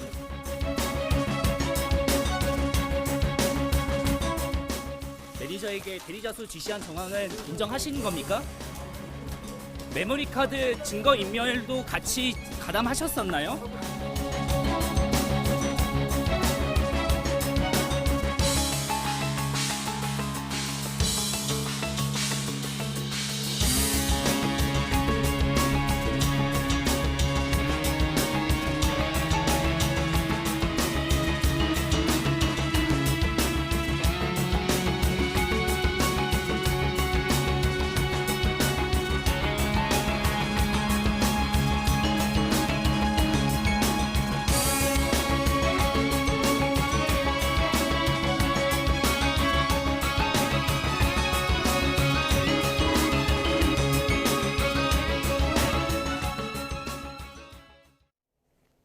네, 내일 구속 갈림길에 선 김호중 씨는 어떻게 될까요?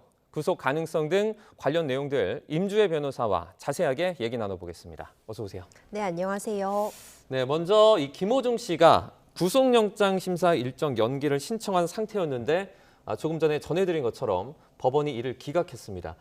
이유가 어떻게 됩니까? 네, 구속영장 실질 심사가 바로 내일이죠. 내일 예정이 되어 있었는데 김호중 씨 측에서 이 부분에 대해서 연기 신청을 하였고 이제 법원에서 연기 신청을 기각하였습니다. 그러니까 결국 예정대로 24일에 계속해서 구속영장 실질 심사가 진행된다고 보시면 될 것 같은데요. 통상적으로 구속영장 실질 심사가 연기 신청을 하는 경우는 종종 발생하곤 합니다. 네. 근데 그 사유가 굉장히 중요할 것 같은데요.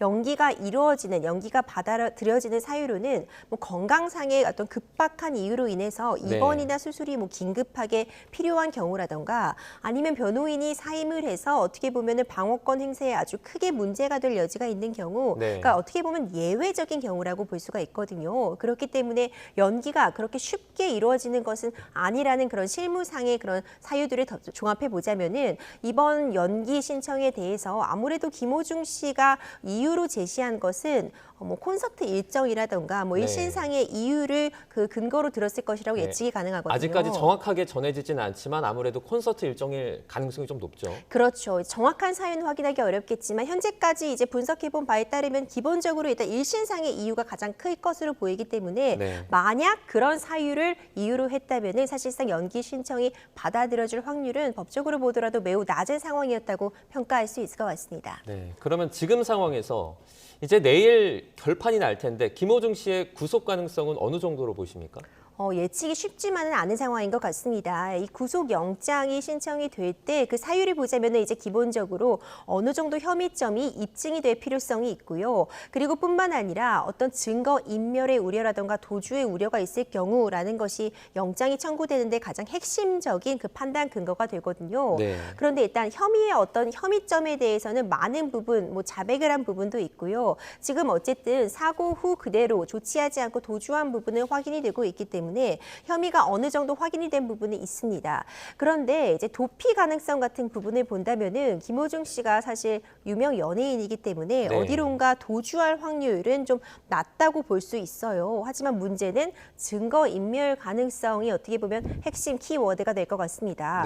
이전까지 지금 이번 사건 이후로 가장 문제되는 부분이 계속해서 소속사와 함께 말을 바꿔 나간 부분이라던가 중요한 증거가 되는 블랙박스 SD카드 같은 경우도 사라졌다, 뭐 삼켜 먹었다 이런 식으로 중요한 증거들을 인멸하는 모습을 보여줬었고 그리고 진술도 결국 최후에 이제 구속영장이 이제 신청되기 직전이다 이런 단계에 와서야 사실은 음주를 했다고 좀 자백한 측면이 있기 때문에요. 지금 경찰 쪽에서는 앞으로도 이제 증거 인멸을 할 확률이 매우 높다고 보면서 그런 사유를 좀 중점적으로 주장을 할 것 같고요.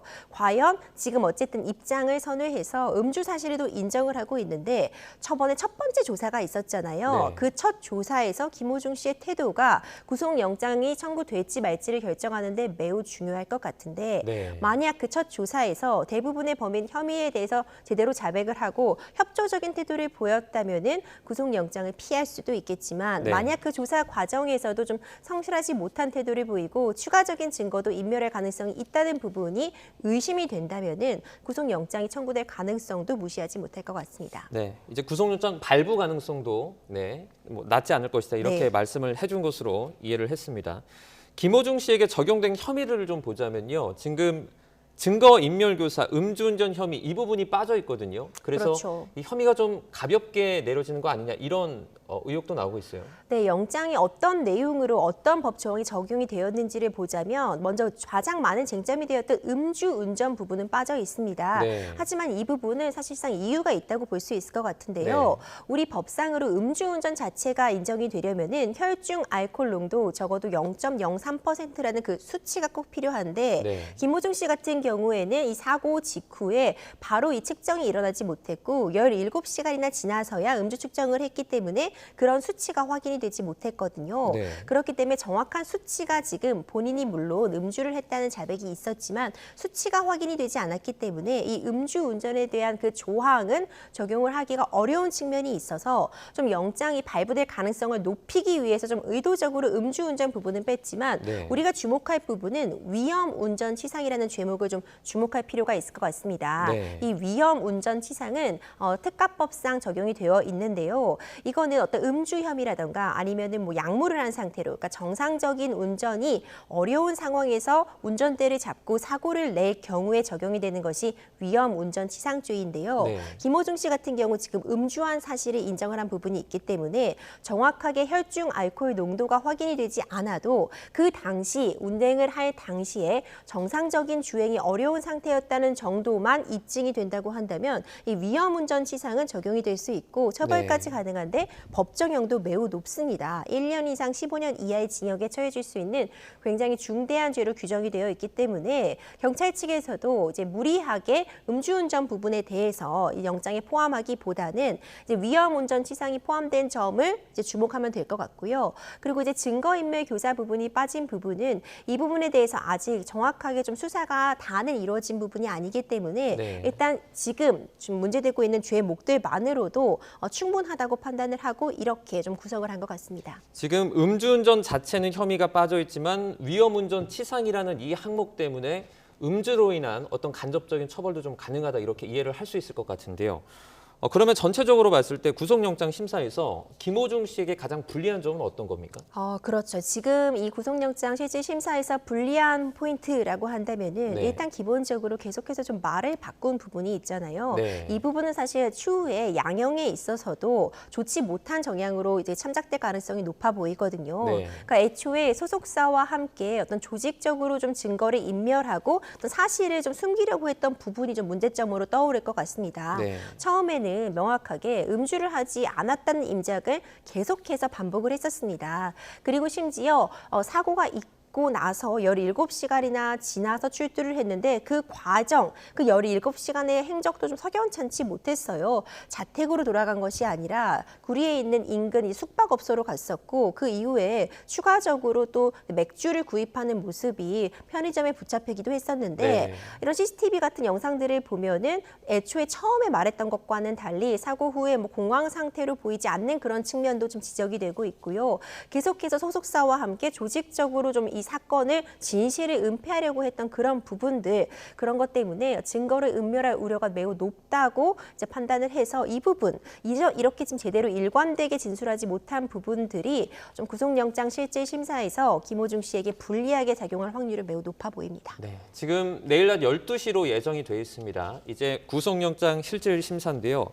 만약에 이게 시작이 된다면 보통 몇 시간 정도 걸립니까? 그러니까 사안마다 다를 수는 있습니다. 뭐 거의 다툼의 여지가 없다거나 뭐 방어권을 행사한다고 하더라도 이미 너무 뭐 명백한 상태라고 한다면은 굉장히 네. 짧게 걸릴 수도 있고요. 경우에 따라서는 우리 뉴스에 접해 보신 적이 많이 있을 것 같은데 자정이 훨씬 넘긴 시간, 뭐 다음 날 새벽에 돼서야 이에 대한 결과가 나오기도 하거든요. 네. 그렇기 때문에 통상적으로 적어도 한 5-6시간 정도가 소요될 수 있다고 보는데 지금 콘서트가 내일 저녁에 예정이 되어 있잖아요. 있잖아요. 네. 그런데 구속영장 실질 심사를 받는 동안 이제 구인된 상태에서 대기하고 있어야 하거든요. 네. 어디에 대기를 하고 있죠? 이제 거기 받는 그곳 구치소로 이동을 해서 바로 네. 그 옆에 함께 대기를 하고 있기 때문에 네. 제가 보기에는 사실상 콘서트를 진행하기에는 이 시간상으로는 이 구속영장 실질심사 결과와 관계없이, 그러니까 이제 영장이 발부되지 않는다고 하더라도 네.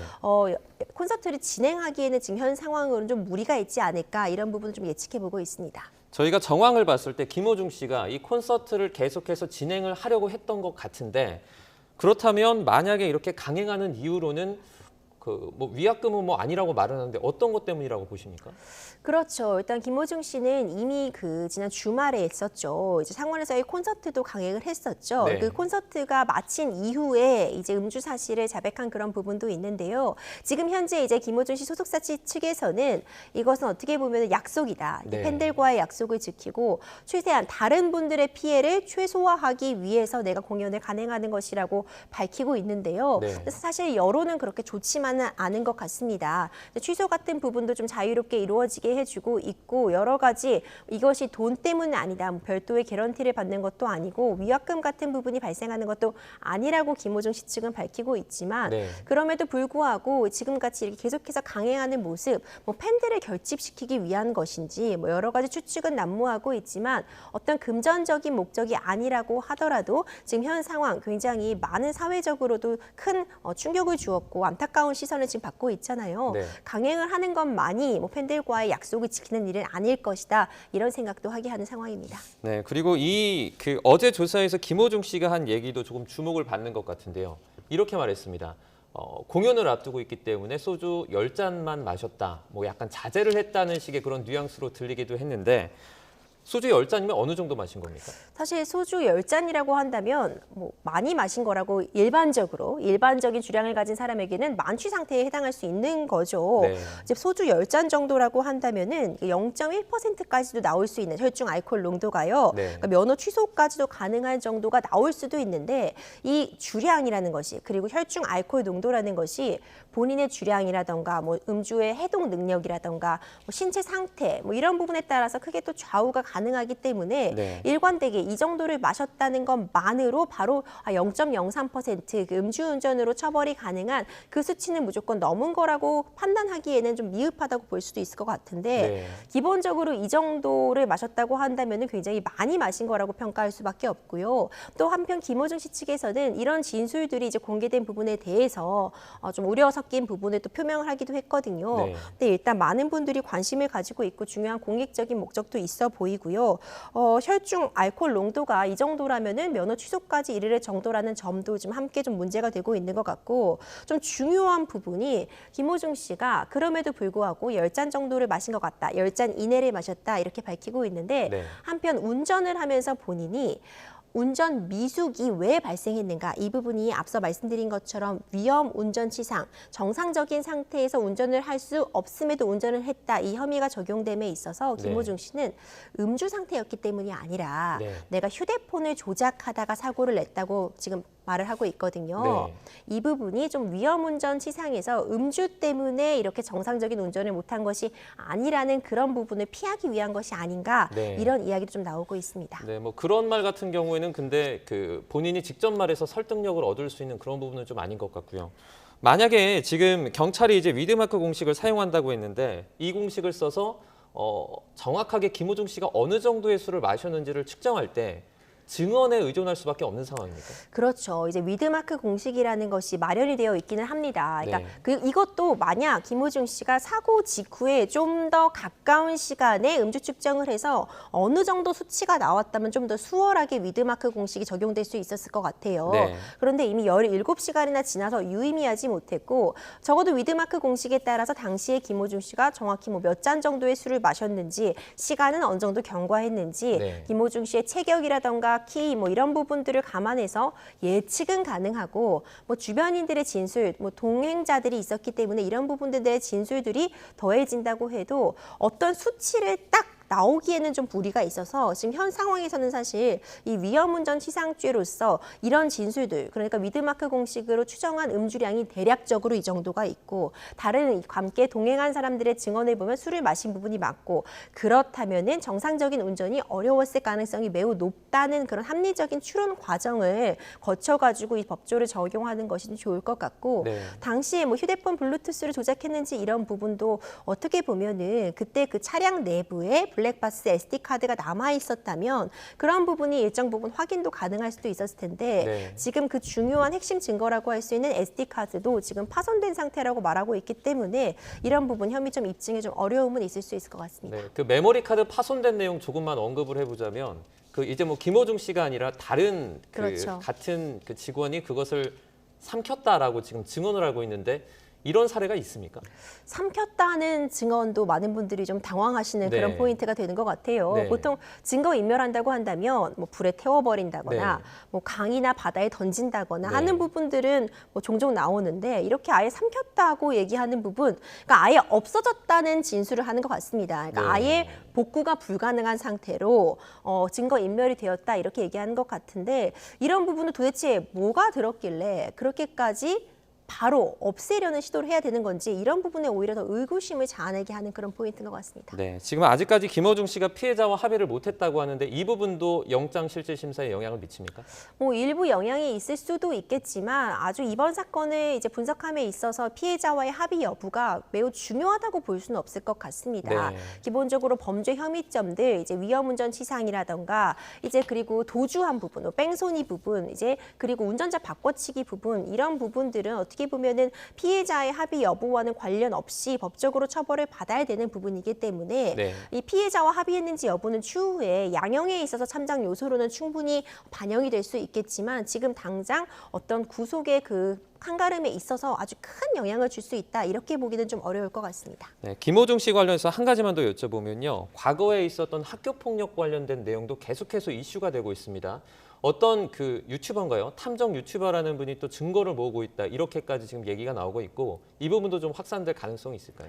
네, 이 부분도 또 새롭게 또 의혹이 제기가 되고 있습니다. 이제 고등학교 시절에 본인이 뭐 굉장히 뭐 싸움도 잘한다 이런 식으로 좀 다른 동급생이나 후배들에게 학교 폭력을 행사하고 네. 뭐 제대로 인사를 하지 않는다고 30분 가량 폭력을 행사했다 이런 증언들이 새로 나오고 있거든요. 아직까지 이 학교 폭력 부분에 대해서는 김호중 씨가 별도의 지금 입장을 밝힌 부분은 없는 것 같지만 앞으로도 계속해서 이렇게 추가적으로 진술들이 나올 가능성, 그래서 이 학교 폭력 이슈도 또 다른 문제점으로 제기될 가능성은 있어 보이는 상태입니다. 네, 이제 법원이 김호중 씨의 영장 심사 연기 요청을 기각했다는 소식을 저희가 전해드렸고요. 이로써 김호중 씨는 내일 낮 12시 정도에 예정대로 영장 심사를 받게 됩니다. 저희가 또 생중계로 전해드릴 예정이고요. 더 지켜보도록 하겠습니다. 다음에는 개통령 강영욱 씨 소식을 좀 다뤄보겠습니다. 강영욱 씨가 운영하고 있는 보듬 컴퍼니라는 곳이 있었는데 그곳이 폐업 절차를 밟고 있는 정황들이 속속 드러나고 있습니다. 지금 상당히 매출이 높았다고 알려지는 그런 기업이거든요. 갑자기 폐업 절차를 밟는다는 게 조금 의아하기도 합니다.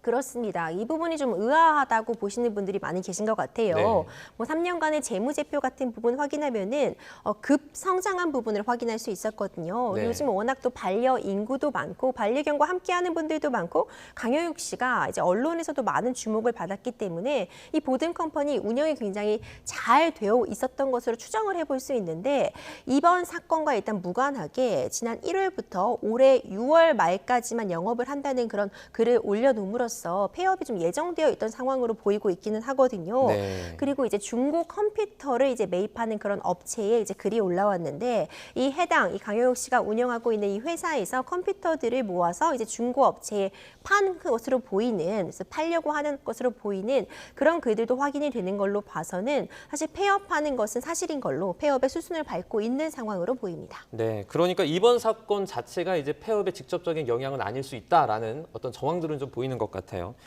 과거에 이 강영욱 씨가 TV에 많이 데리고 나왔던 반려견 레오라고 있는데 네. 이 레오를 학대했다라는 그런 소식도 들려옵니다. 그렇습니다. 사실 강효욱 씨가 아직 입장을 밝히고 있지 않은 상태였기 때문에 굉장히 네. 조심스러운데 계속해서 추가적인 의혹들이 지금 제기가 되고 있는 상황입니다. 특히 이번에는 이 반려견을 학대했다는 의혹까지 받고 있는데요. 네. 이 반려견 레오는 강효욱 씨가 예전에 함께 했던 그런 반려견인데 생활고 때문에 이제 헤어졌다가 이 반려견 레오는 이제 경찰에서 증거 탐지견으로 활동을 하게 됩니다. 네. 근데 이제 레오의 은퇴식에서 강영욱 씨와 거의 10년 만에 조우를 하게 되었고 이후 강영욱 씨와 함께 이제 살면서 생활하는 모습이 또 언론을 통해 공개되면서 많은 분들이 이 모습에 감동을 하기도 했었거든요. 네. 그런데 이제 추가적인 폭로거에 나온 내용에 따르면은 이 레오는 지난해 7월에 이제 무지개 다리를 건넜다고 하면서 강영욱 씨가 굉장히 애틋한 마음을 SNS에 올리기도 했는데요.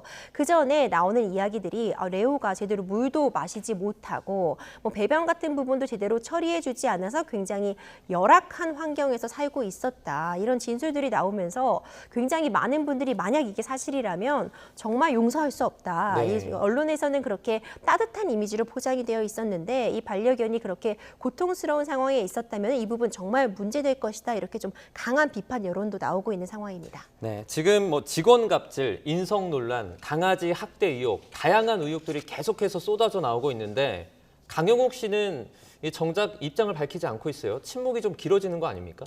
그렇습니다. 저도 침묵이 너무 길어지는 거 아니냐 이런 생각이 들고 있는데요. 네. 지금 계속해서 추가적인 그런 폭로들이 이어지고 있습니다. 강효욱 씨 본인은 좀 시간이 지나면은 잠잠해질 것이라고 생각하시는 것인지 아니면은 좀 입장을 정리하고 관련 증거들 반박할 부분이 있다면은 이런 부분을 좀 반박을 할 때 정확한 증거를 통해서 반박을 하기 위해서 이런 자료 조사라던가 이런 증거 수집을 하고 계신 것인지는 저도 확인이 어려운데 지금 너무 많은 의혹들, 어떤 이 회사에 대해서 어떤 직장 내 괴롭힘 부분이나 갑질 의혹들 그리고 나아가서 지금 가장 문제될 수 있는 부분은 어떤 반려견에 대한 학대 부분, 사실 여론이 지금 굉장히 좋지 못하게 흘러갈 수도 있기 때문에 네. 이런 부분들 더 이상 침묵만이 능사는 아니다 이런 생각을 하게 합니다.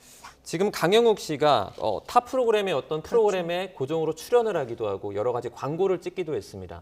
만약에 여기서 하차하게 되면 뭐 위약금이라든지 이런 문제도 발생할 수 있죠. 네, 충분히 발생할 수 있습니다. 네. 사실 반려견과 관련된 그런 행사들이 있었는데 불참 통보를 했다고 밝혀져 있거든요. 만약 그런 계약서 부분에 있어서 어떤 개인의 사유, 특히 이렇게 뭐 사회적인 평판 저해라던가 일신상의 사유로 인해서 일방적으로 강영욱 씨가 계약을 파기하게 되는 경우라고 한다면 네. 그 계약서의 내용별로 따라서 위약금 같은 부분이 있을 수도 있고요.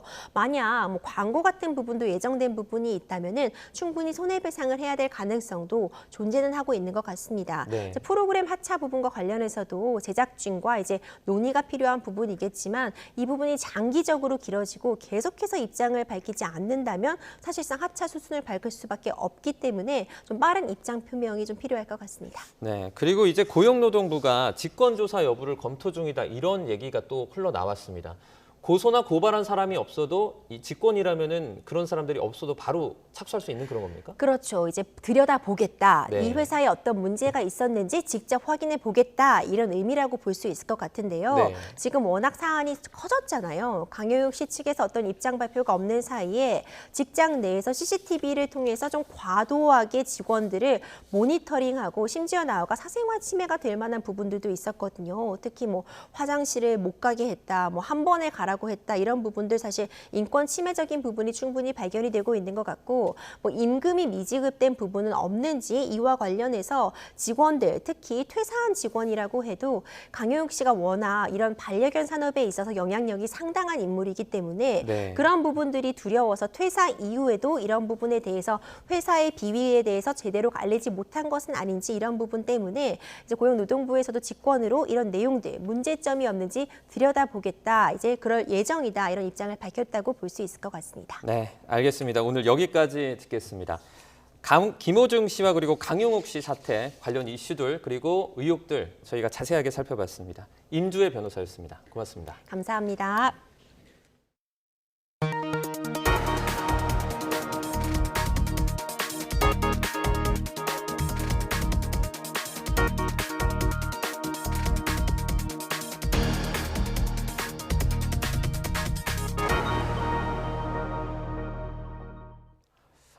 짭짤한 수익을 거둘 수 있다는 부업 광고를 보고 귀가 솔깃한 체험 있으실 텐데요.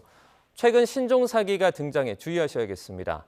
음악에 평점만 매겨주면 돈을 준다는 이른바 음악 리뷰 사기인데 피해 금액이 많게는 억대에 달합니다. 윤태인 기자가 취재했습니다. 30대 A씨는 최근 휴대전화 애플리케이션에서 만난 외국인 여성으로부터 솔깃한 부업을 소개받았습니다. 음악을 듣고 평점을 매겨만 주면 짭짤한 수입을 올릴 수 있다는 처음 듣는 일거리였습니다. 네일 아티스트 그리고 유튜브 아르바이트 이렇게 두 가지 일을 하고 있다. 월 1,000만 원 이상의 수익을 얻고 있다. 이런 식으로 소개를 했습니다. 20곡에서 30곡 정도를 듣고 평점을 매겨 플레이리스트를 만들어주면 돈을 정산받는 구조였는데 특이하게도 곡마다 일종의 보증금을 내야 했습니다. 금액은 적게는 1,000원에서 많게는 수십만 원까지 천차만별이었는데 보증금이 클수록 돌아오는 수입도 많았습니다. 돈만 내고 떼이는 건 아닐까 의심도 들었지만 속는 셈 치고 두 차례 75만 원을 넣어본 A씨는 200만 원 넘게 수익을 올리자 점점 믿음이 생겼습니다. 하지만 문제는 세 번째 리뷰 때 벌어졌습니다. 보증금이 수천만 원대로 훌쩍 뛴 건데 그만큼 수익도 많아진다는 얘기를 믿고 7천여만 원을 넣었지만 덜컥 출금이 막혔습니다. 우리나라 돈으로 4천만 원 정도를 고액 인출 통로 비용으로 지불을 해야 이 돈을 출금을 받을 수 있다. A씨는 사기를 당했다는 걸 깨닫고 경찰에 신고했지만 그제야 최근 유행하는 신종 사기 수법이라는 얘기를 들었습니다. 인터넷에서는 음악 리뷰를 하다가 사기를 당했다는 게시글을 어렵지 않게 찾아볼 수 있었습니다. 해당 사이트에 접속해보니 주소는 다르지만 A씨가 피해를 본 사이트와 같은 화면이 나타났습니다. 취재진이 만난 다른 피해자도 똑같은 수법으로 사기를 당했는데 피해 금액이 억대가 넘는 경우도 있었습니다. 사이트에서 봤던 사진이랑 동영상이 제가 받았던 사진이랑 동영상이랑 똑같고 금액은 제가 2억대고 경찰이 수사에 나섰지만 돈을 입금한 계좌가 대포 통장인데다 서버를 해외에 두고 있어 사이트 추적에도 애를 먹는 것으로 알려졌습니다.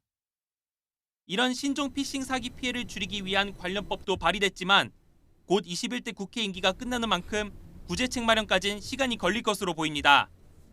YTN 윤태인입니다. 지난해 청소년 마약류 사범수가 1년 사이에 3배 넘게 늘어난 1,400명대를 기록한 가운데 정부가 마약류 오남용 폐해를 알리는 체험교육에 나섭니다. 식약처는 오늘부터 사흘 동안 대한민국 청소년 박람회에 참여해서 마약류 오남용에 따른 부작용을 체험할 수 있는 부스를 운영하기로 했습니다. 만 19세 이하 청소년 마약류 사범수는 지지난해 480여 명에서 지난해 1,470여 명으로 3배 넘게 늘었습니다. 대전 서부경찰서는 불법 촬영 혐의로 수사받던 중에 또 범행을 한 고등학생 A군을 구속 상태에서 검찰에 넘겼습니다. A군은 지난 3월 대전의 한 상가 건물 여자 화장실에서 불법 촬영을 하다가 현행범으로 체포됐습니다. A군은 앞서 지난해에도 근처 상가 건물 화장실에 불법 카메라를 설치한 혐의로 검찰에 넘겨진 상태였습니다. 이른바 서울대판 N번방 사건의 파장이 큰데요. 서울시가 인공지능 AI를 이용해서 아동 청소년 성착취물을 찾아내는 기술을 전국 최초로 개발했습니다. 영상물을 찾는데 90초면 된다고 합니다. 차정윤 기자입니다. 검색 키워드에 여고생 동영상이라는 단어와 사진을 넣자 안면인식 나이와 함께 온라인에 퍼진 관련 영상 건수가 나타납니다. 서울시가 개발한 디지털 성범죄 추적 감시 프로그램입니다. 전국 최초로 아동 청소년 대상 성착취 동영상 감시 시스템에 AI 안면인식 기술을 적용했습니다. 특히 피해자 얼굴이 나오지 않아도 교복과 같은 의상과 주변 사물만으로도 영상의 특성을 파악할 수 있습니다. 책가방, 책 또는 테디베어 같은 인형까지 검출을 해내고요. 저희가 검출된 이러한 객체들은 기존에 1,500장 정도 되는 학습 데이터를 기반으로 아동 청소년 대상물에 대한 여부를 판단하는 데 활용을 하고 있습니다. 키워드 입력부터 영상물 검출까지 걸리는 시간은 90초.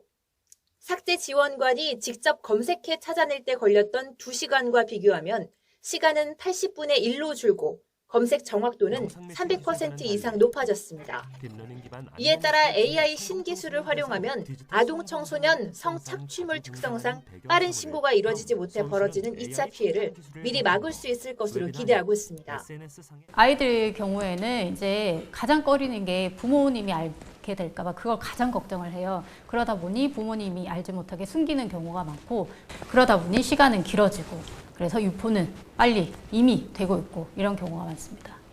시는 다음 달부터 본격적으로 AI 감시 시스템을 24시간 가동하고 내년에는 검색뿐 아니라 자동으로 신고까지 하는 시스템까지 구축할 계획입니다.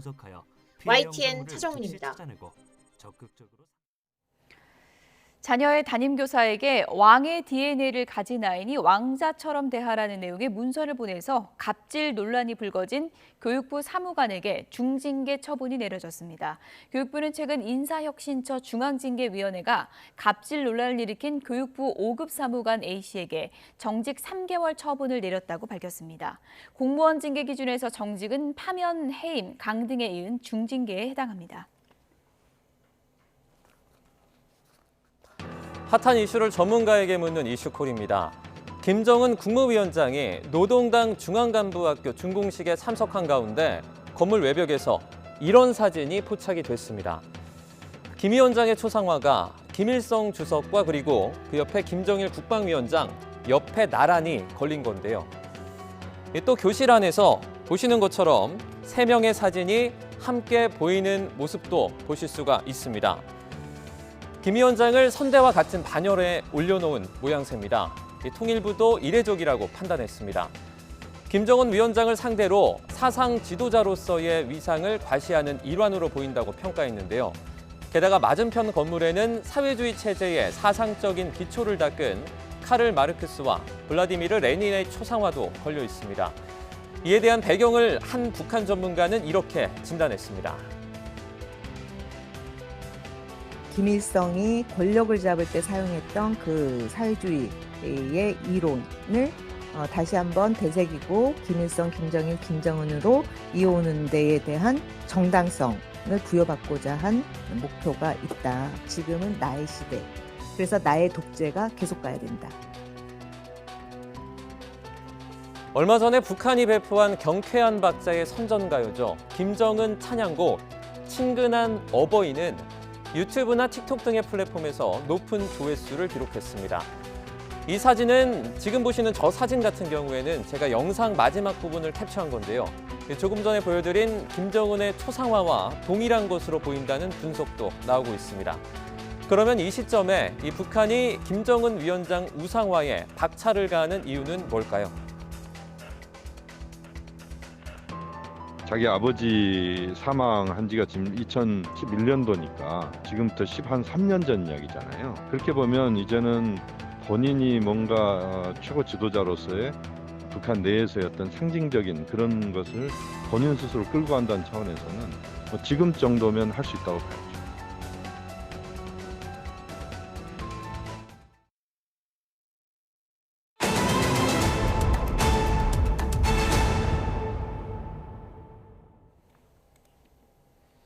어두운 밤에 검은색 승용차 한 대가 빠르게 상가를 달리고 있습니다. 운전자가 차량에서 내려서 어디론가 뛰는데요. 뒤이어 경찰이 차량을 세우고 쫓아갑니다. 그런데 이들을 쫓는 건 경찰만이 아닙니다. 다른 시민들도 이렇게 추격 대열에 합류했습니다. 건물 안에서 계단 아래로 도망가는 운전자, 그리고 뒤쫓는 시민들, 화면에 보이시죠? 운전자와 일행은 결국 붙잡혔습니다. 경찰에 인계돼 순찰차에 올랐는데요. 무려 1.2km에 걸친 도주구 끝에 검거된 이 운전자. 조사 결과 혈중 알코올 농도 면허 취소 수준의 상태였다고 합니다.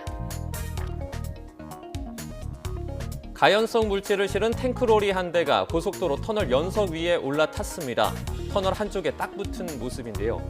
오늘 새벽 1시 20분쯤 충북 보은군 수안면 청주 영덕고속도로 수안터널에서 청주 방향으로 달리던 탱크로리를 몰던 60대 운전자가 뇌경색 증상을 보이며 아찔한 사고가 발생했습니다. 차량에는 스틸렌이라는 가연성 물질이 실려 있었는데 다행히 누출되진 않아 더 큰 사고로 번지진 않았습니다. 쓰러진 나무들이 한데 엉켜 있고요. 완전히 난장판이 됐네요. 어떤 일이 벌어진 걸까요? 미국 중남부 곳곳에서 강력한 토네이도가 발생해 5명이 숨졌습니다. 아이오와주 당국은 주 전역에 재난 비상 사태를 선포하고 실종자 수색 작업을 벌였습니다. 지금까지 5명이 숨지고 최소 35명이 다친 것으로 파악됐습니다. 네, 뒷덜미가 잡힌 한 여성이 결박된 채 거칠게 군용 트럭 안으로 끌려갑니다. 걸을 수 없는 여성도 보이고 있습니다. 잘 들어보시면 빗발치는 총성 소리도 들리고 있는데요. 네, 지난해 10월 7일 이스라엘 남부 군기지에서 여군 병사들이 하마스 무장대원에게 납치된 장면이 담긴 3분 분량의 영상입니다. 이 영상을 공개한 인질가족 모임은 이스라엘 정부에 하루빨리 인질들을 귀환시켜야 한다며 한시도 낭비하지 말고 즉시 인질 석방을 위한 협상 테이블로 돌아갈 것을 촉구했습니다.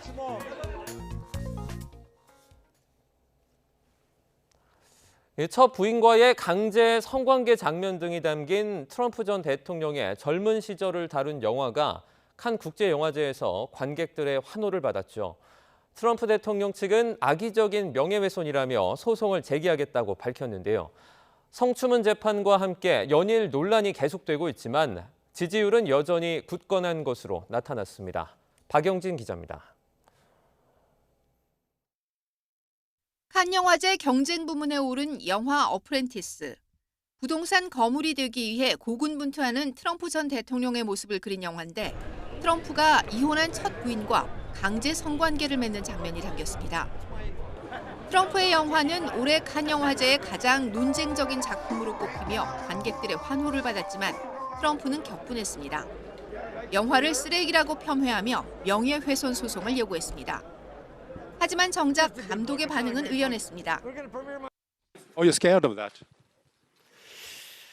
I mean, everybody talks about him suing a lot of people. They don't talk about his success rate, though, you know? 트럼프 대선 캠프가 올린 SNS 홍보 영상도 논란이 됐습니다. 영상에는 트럼프가 대선에서 이기면 통일된 제국의 탄생으로 산업 경쟁력이 크게 올라간다는 문구가 담겼는데 여기 사용된 단어가 나치 독일을 연상시키는 표현이라는 지적이 나오면서 비판을 받았습니다. 끊이지 않는 논란에도 트럼프의 지지율은 별 타격이 없는 것으로 나타났습니다. 블룸버그 통신의 최근 여론조사 결과 11월 대선의 승패를 결정지을 7개 경합주 가운데 5곳에서 트럼프 전 대통령이 바이든 대통령을 앞섰습니다. 대부분 오차 범위 아니었고 블룸버그의 지난달 조사와 비교하면 격차가 조금 줄었지만 여전히 굳건한 지지율입니다. 이런 가운데 공화당 대선 경선에서 트럼프와 대적하다 물러난 헤일리 전 유엔 대사는 트럼프 지지를 공개 선언했습니다. Trump has not been perfect on these policies. I've made that clear many, many times. But Biden has been a catastrophe. So I will be voting for Trump. 바이든 선거 캠프는 그동안 중도 확장을 하겠다며 트럼프의 반감이 큰 헤일리의 지지층 포섭에 공을 들여왔습니다. YTN 박영진입니다. 요즘 낮에는 저처럼 반팔 차림을 한 분들이 더 많이 보이고 있습니다. 연일 이른 더위가 기승인데요. 오후가 되면서 볕이 점점 더 강해져서 현재 서울 기온이 25도까지 올랐습니다. 특히 오늘은 강릉과 대구 기온이 32도까지 오르는 등 태백 산맥 동쪽 지방을 중심으로 한여름 더위가 나타나겠는데요. 다만 일교차가 15도 안팎으로 무척 크게 벌어지고 있습니다. 낮 동안 옷차림 가볍게 하시더라도요. 해가 진 뒤에는 겉옷 하나 걸쳐주시는 게 좋겠습니다. 오늘 전국적으로 맑은 하늘이 함께하고 있습니다. 다만 볕이 다소 강하게 내리쬐고 있는데요.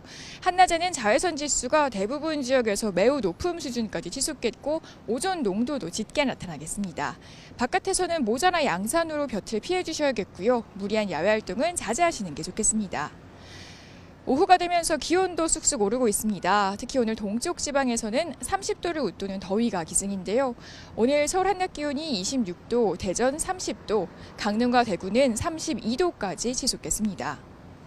금요일인 내일은 서울 하늘 구름이 다소 많겠지만 초여름 더위는 여전하겠습니다.